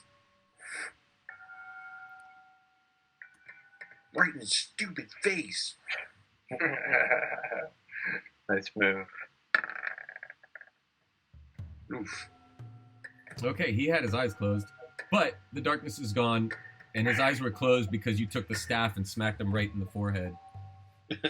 Maybe. Or no, you said you wanted to just swipe at his legs or something? I just like swung at him, making sure I knew where he was before I cast my spell. Yeah, you did. You knew where he was, but you ended up hitting him beside the head, and so he had his eyes closed, and then you did the flash. That's fair. So the flash is gone. I mean, the darkness is gone, and that's the end of your round. We're gonna skip around here and get the monk to go. He's gonna take 2 attacks at this guy. And he does. He hits once. Okay, great. Good job, monk. Make use of yourself. Oh, monk. Yeah, so... Oh, gosh. He basically, like, flicks him in the ear. Yeah, basically.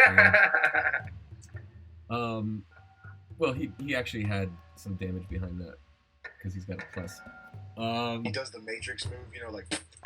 Yeah, basically. And good, the ninja hobbles backwards a little bit. And so he comes into your view, Lachlan. Next is the Junli. Oh wait, we did Sundu. Junli. Oh, you know what? I forgot to roll to see if I stay in the tiger form, though. Let me roll. Yeah, please do that for me. Wisdom save, right? Yep.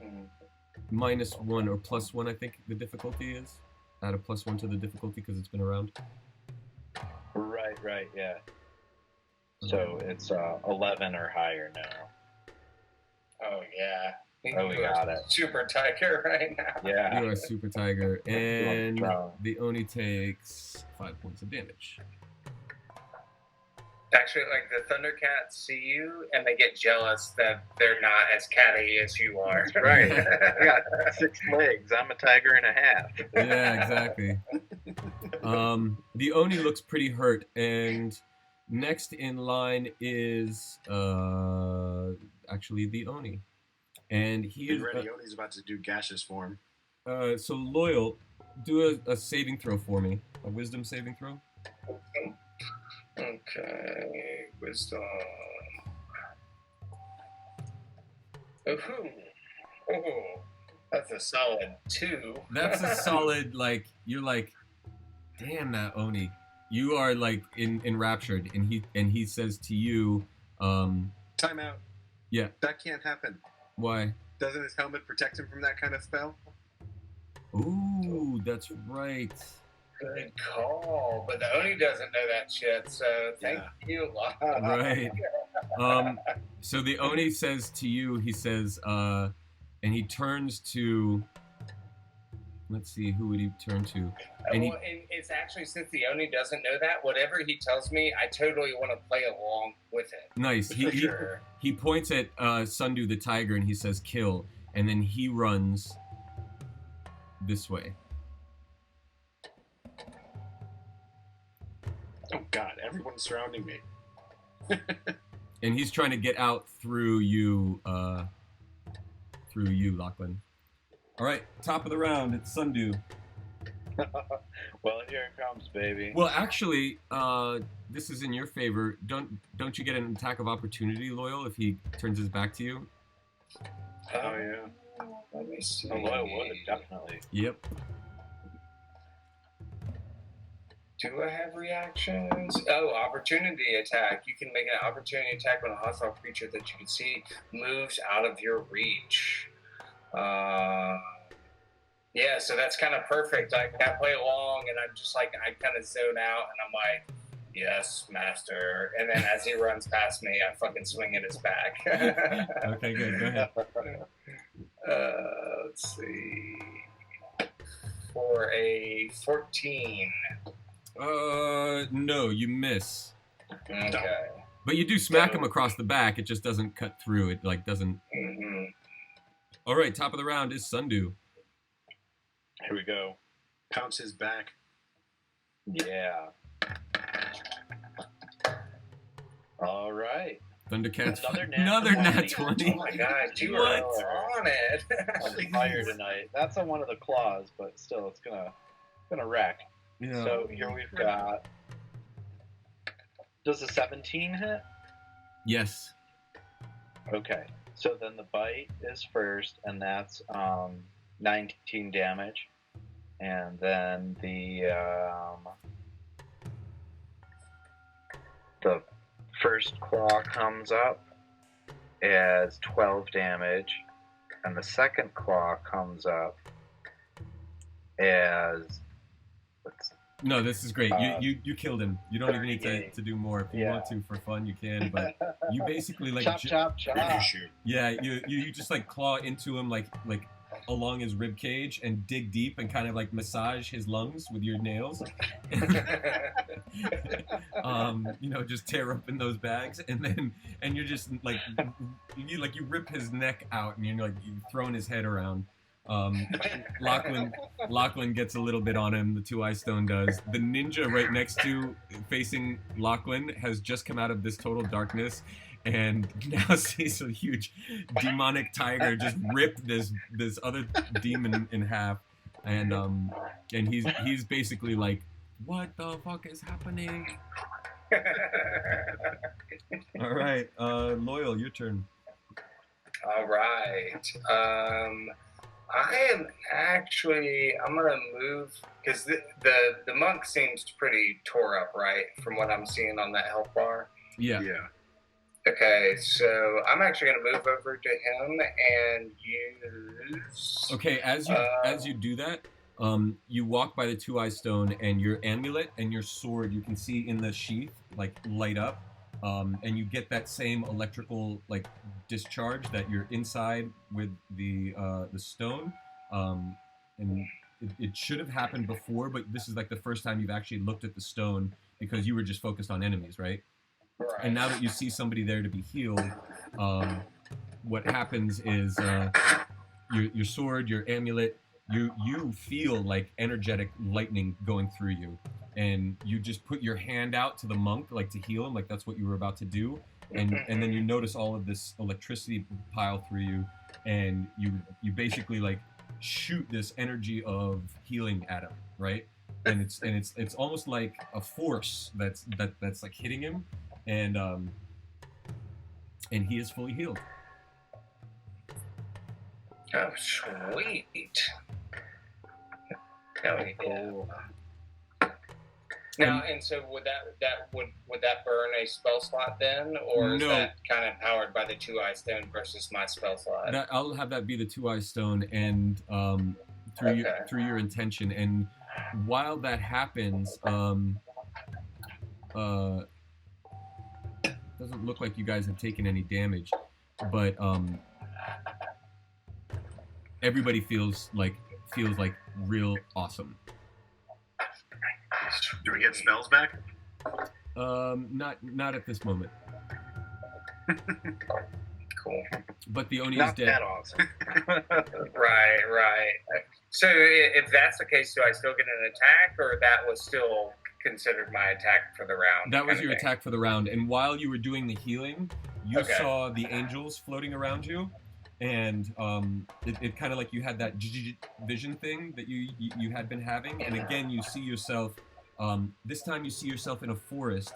But the forest is like Pandora, the Blue People Avatar movie, right? There's bioluminescence in it.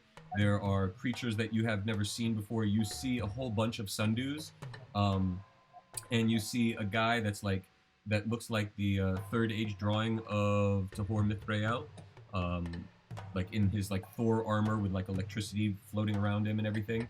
And then you see again the Wave Rider, and you see all of those angels are actually mithril sky elves flying alongside the Wave Rider into space from these forested bioluminescent forests. And while that happens, that's what you heal up. You heal up the monk. Next is Lachlan. All right, Lachlan is going to do a second level magic missile on the guy in front of me here. And oops. And what is that? I'm trying to remember what that does at that level. When you cast it using a second, it adds creates one more dart. All right, so I'm doing 4 darts. 4 darts, so 44 plus 4. 14 points of damage. Oh, sorry, no, 11 points of damage. Why did I see 14 at first? 11. Okay, so I imagine you just put your hand out and like 4 darts go straight at him, or do you want him to wiggle around? How do you want to do it? Yeah, just blast him. Okay, so yeah, 4 darts at him, boom, he blasts, and he hits the pendulum, or not the pendulum, but the podium here, you know, one of the 4 pedestals. And it weighs like 600 pounds itself, right? But when he hits it, it kind of just wobbles a little bit, but it doesn't fall over. Okay. All right, next up is... I didn't realize that was there because I couldn't see it over my name. No, it's okay. That's why there's no severe consequence for it, right? Just, it is there. So, the monk, the last 2 people alive are those 2 ninjas. The other ninja goes to attack the monk again after he sees them get totally healed. He's like, oh, snap. And just then, a really well-appointed individual comes out with a very long, pointy sword and takes his head off as he starts trying to attack the monk. And he stands there with a big red and purple robe, surveying the scene. He's got a helmet on, and it's got like 2 wings that come up and like some feathers. It's all Oriental, kind of like samurai armor, you know. So he's got those wings that come up, and he's in his full battle regalia. And then this other ninja sees what's going on. He tries to take an attack at you.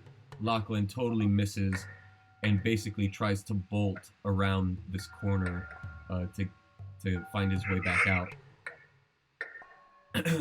And the Shinto gets in front of him. Do you guys want to do anything real quick before he dispatches him?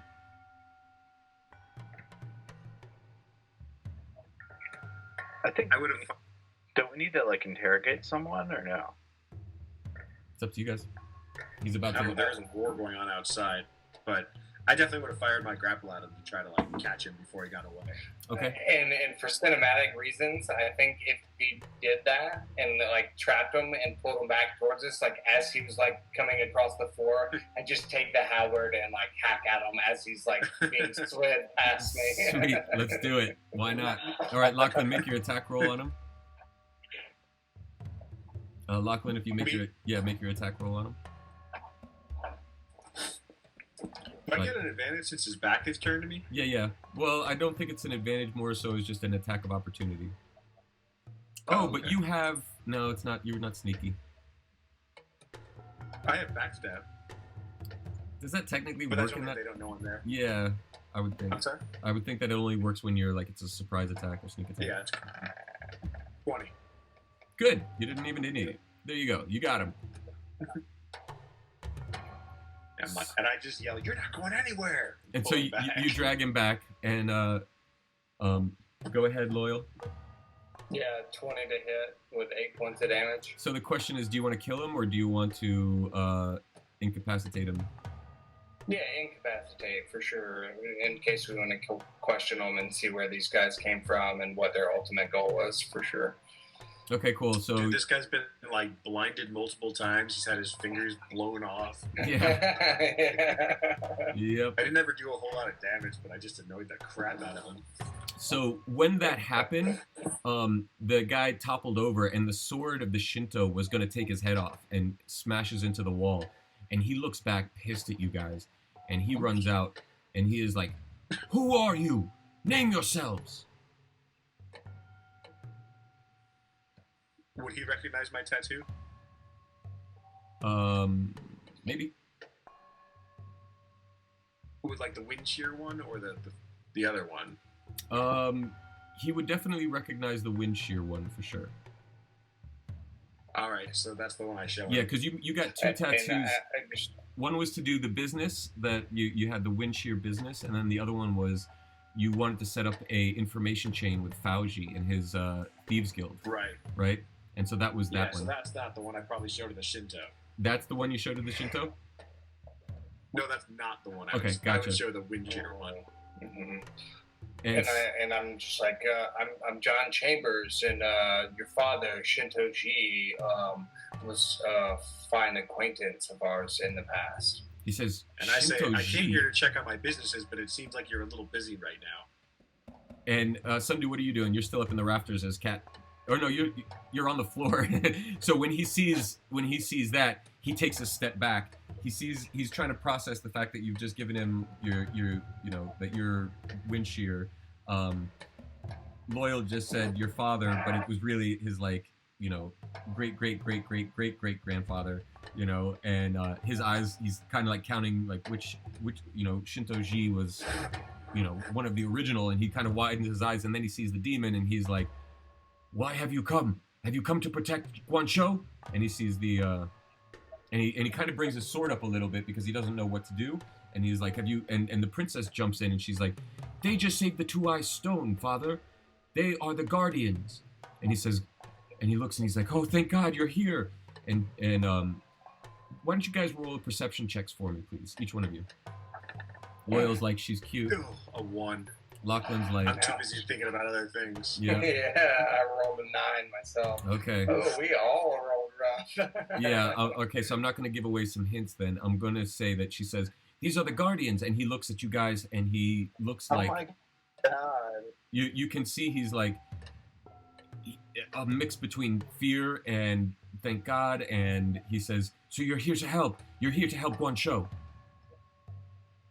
We are. How's business? And he says, we are under attack. Why are you in here and not out there? Who cares about this relic?" And the princess says, "What do you mean?" Oh boy. Okay. Yeah, the Shinto comes in and he says, "You're here to help Guanzhou, right?" And then I forget what somebody said, and he's like, "Who cares about this relic? The battle's out there." Sundu, I actually already said the whole thing, but you missed it. He scoffs as a cat, and is furious and he's still shifts a cat? down back into like something. Yeah. So I guess actually, as a cat, when he hears him call it like a useless relic, the cat is like, and like leaps over to him. And then drops down into, elven form, but with still just as much fire and fury. And he's like, "You call us the Guardians, yet it is your lineage that was entrusted to be the Guardians of the Two-Eye Stone. Yeah. Where have you gotten your family's ancestry? You're a disappointment." And he kind of like, he cowers backwards a little bit, because you just like went as like a tiger, blinked in front of him, and turned into this like really imposing, demon humanoid in front of him. And he drops his sword, and he's like, please forgive me, please forgive me." He says, the Empire of Jundai has destroyed our city, and we simply want to do a better job. And as everyone's distracted by Sundu, I search the Oni and I'm like, yeah, you shouldn't talk about the two eyes stone like that.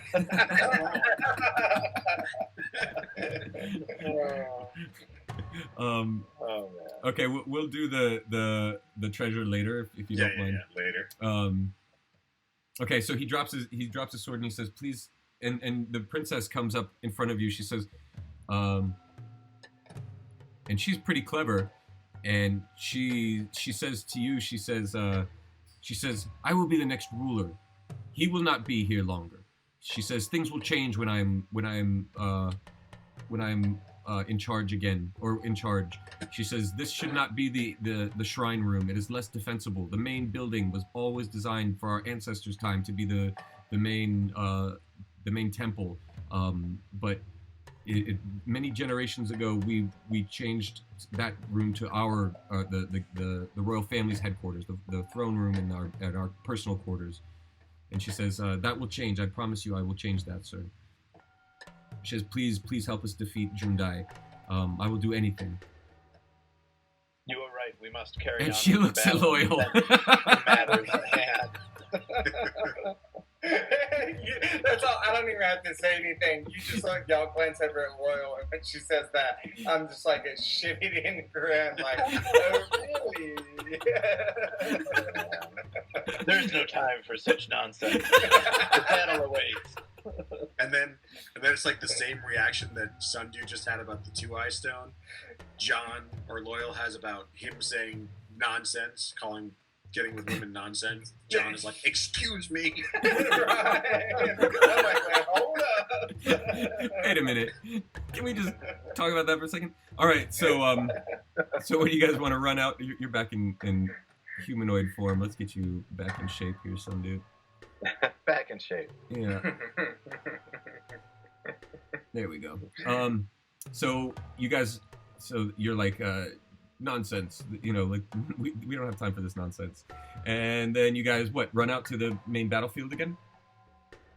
Yeah, I guess someone should And be actually, standing before guard.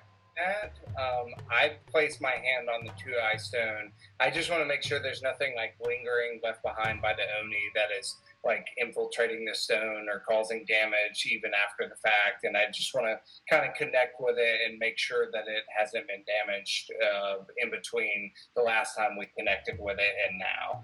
So when you do that, you see Dazoo taking a lot of fire at the main gate on the big wall where those creatures, where everything started coming in.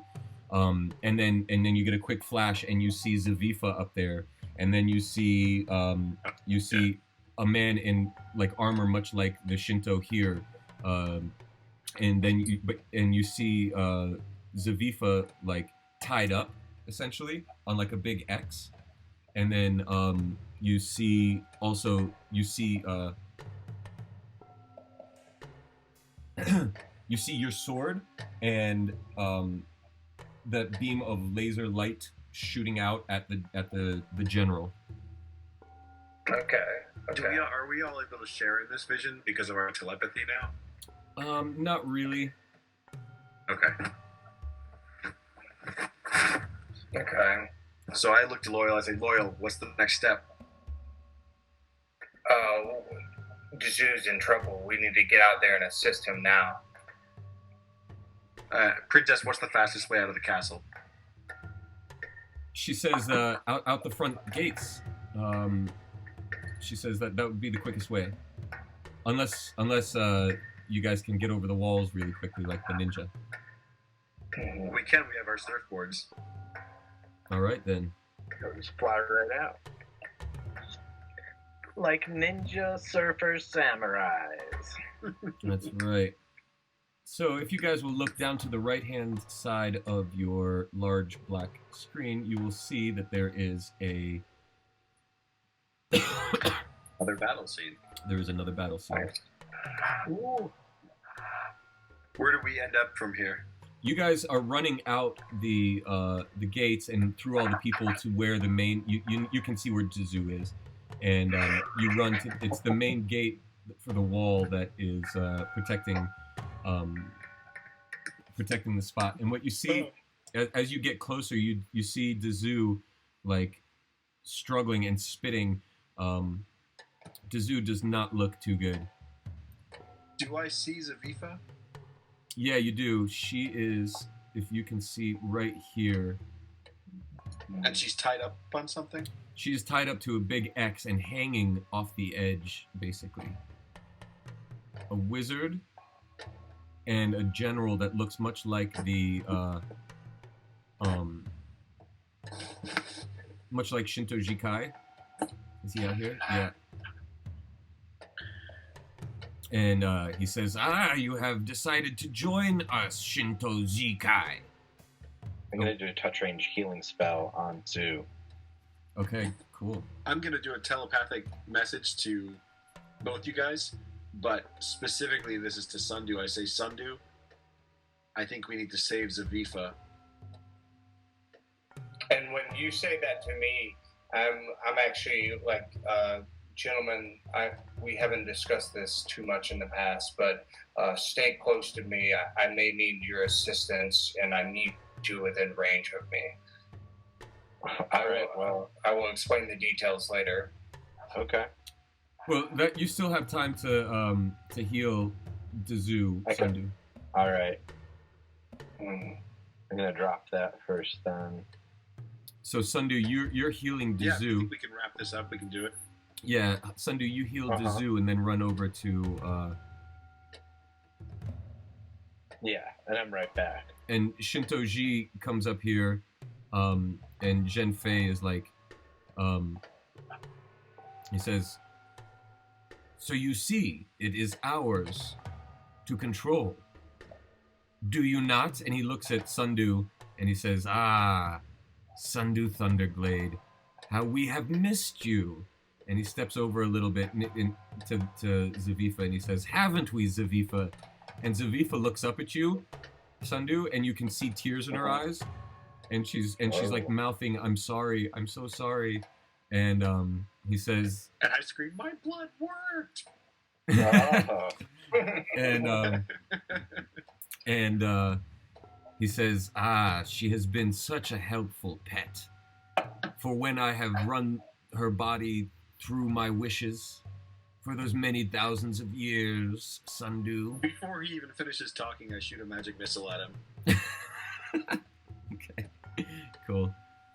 Yeah, and I think at this point, honestly, is when I would, and this is, so kind of explain this to me, because I've had all these visions of my sword, and I've never used it since we've started playing. I've always used my halberd because it's been like my magical item that's got a much higher attack damage and stuff. So how does that work as far as like, because I see all these visions of this sword, and so essentially if I drop my halberd and pull out my sword, like he cast that magic missile, and I'm like, guys, put your hands on my shoulders, and I'm going to attempt to like pursue my vision in the sense of like I draw the sword and point it at this Shinto Jifei, the general guy.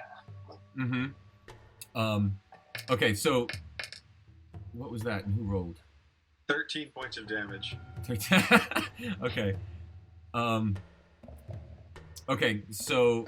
Wait, you're fuzzing out. We can't hear you. What'd you say? All right. The what I wanted to get said was that because this is all going to move really quickly once this little thing gets explained. He basically he was in the middle of saying, you know how we've missed you, haven't we, Zavifa? And then he looks at Sundu and says, you know she loves you, right? And then he gets hit with the magic missiles, right? And then he's like, what? And then Loyal pulls out the sword, and the way we're gonna treat your sword for right now, if it's all right with you, is sort of like in Elder Scrolls Online or in what was the original one? Skyrim, yeah, you know, like the cinematic scene where it's like you pull out the sword, they put their hands on you. It looks kind of like Guardians of the Galaxy where they all touch the Power Stone. You know, a lot of stuff happens. Your amulet lights up, the sword lights up. Zhenfei's eyes, once he recovers from the first magic missiles, his eyes light up and see the sword. And what you see is not the human there. You are channeling the purpose of the Two-Eye Stone, and you see the Cthulhu parasite, and that is your target, right? And so you grab the sword, they grab you. All of your guys' bodies kind of like electrify, and all of the nanobots of the Two-Eye Stone in you activate, and between the three of you, you become like a receiver, a radio receiver for the signal of the Two-Eye Stone, and then you channel it through the medallion to the sword, and you just it goes right through his face, like takes off his head, basically, right? Like there is nothing from his collarbone up. Yeah. Damn. And it's like this huge laser beam that just goes like that. And if you want, you can use it for one more attack round to like move the laser somewhere. I'm probably gonna sweep to the left and take out the wizard on the left of Zavifa, because I think I don't think you would, because Zavifa. it would totally cut Zavifa in half. Oh shit. Okay. Well, if that's the case, then I'm gonna sweep to the right towards the Oni. All right, and if you do an attack roll for me, and I'll tell you the modifier later. So just a 1d20 then.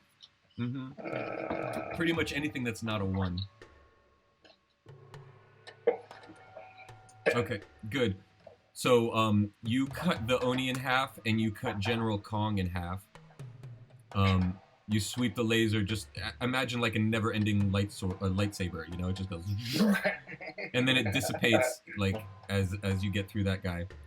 And you guys, the three of you, kind of buckle to your knees. Actually, make saving throws for me.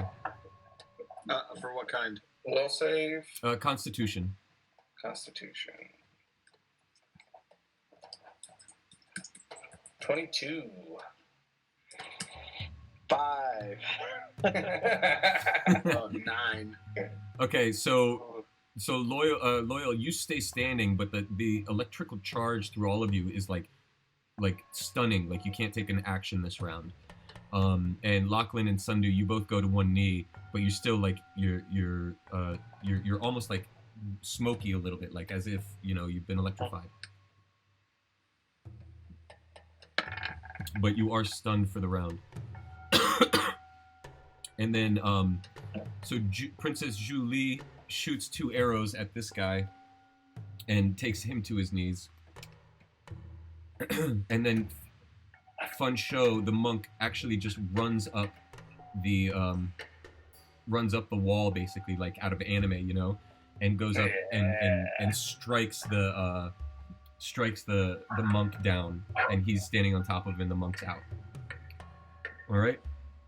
So Zavifa is hanging over the edge, and she looks and she says, "I tried," and she's like basically like last breath, like I tried to stop it, and she kind of like passes out. Yeah, my only plan was to like get up on the wall and kind of get this general's body, like pick it up and show it to all these archers down here, and use minor illusion to like cast my voice really loud and be like, "Your leader is dead. Go home." Cool. That sounds good. So yeah, that'll be a good cliffhanger. Zavifa's there. She's no longer infected with the Two-Eye Stone. You guys just had a heroic use of the Two-Eye Stone and its appropriate use, which is like a self-defense mechanism against an invasion of Cthulhu's, right? So it sort of christened you, all three of you, to be an extension of itself to help do its job. And you have just vanquished the evil Gen Fei and gotten rid of the actual parasite that was in Zavifa, and Zavifa confessed her love to Sundu before either dying or passing out. Oh, yeah. And that definitely strikes a chord with John as well. Like, seeing that confession of love and the tears in her eyes, like, my ass is heated right now. And you turn to Princess Julie, who looks at you like you're the biggest hero ever. I, of course, search General Fei's body as I'm holding it up. favorite is the guy who is like, he's like, you know, your like a leader is billion-dollar dead. empire in the future, but now he's like checking all the bodies for copper beans. I have more money than I could possibly want, but I'm still like, what do you got? Yeah. I picture him holding up the body and like checking his pockets. He's like, your leader. Your leader is dead. Dead. Go home.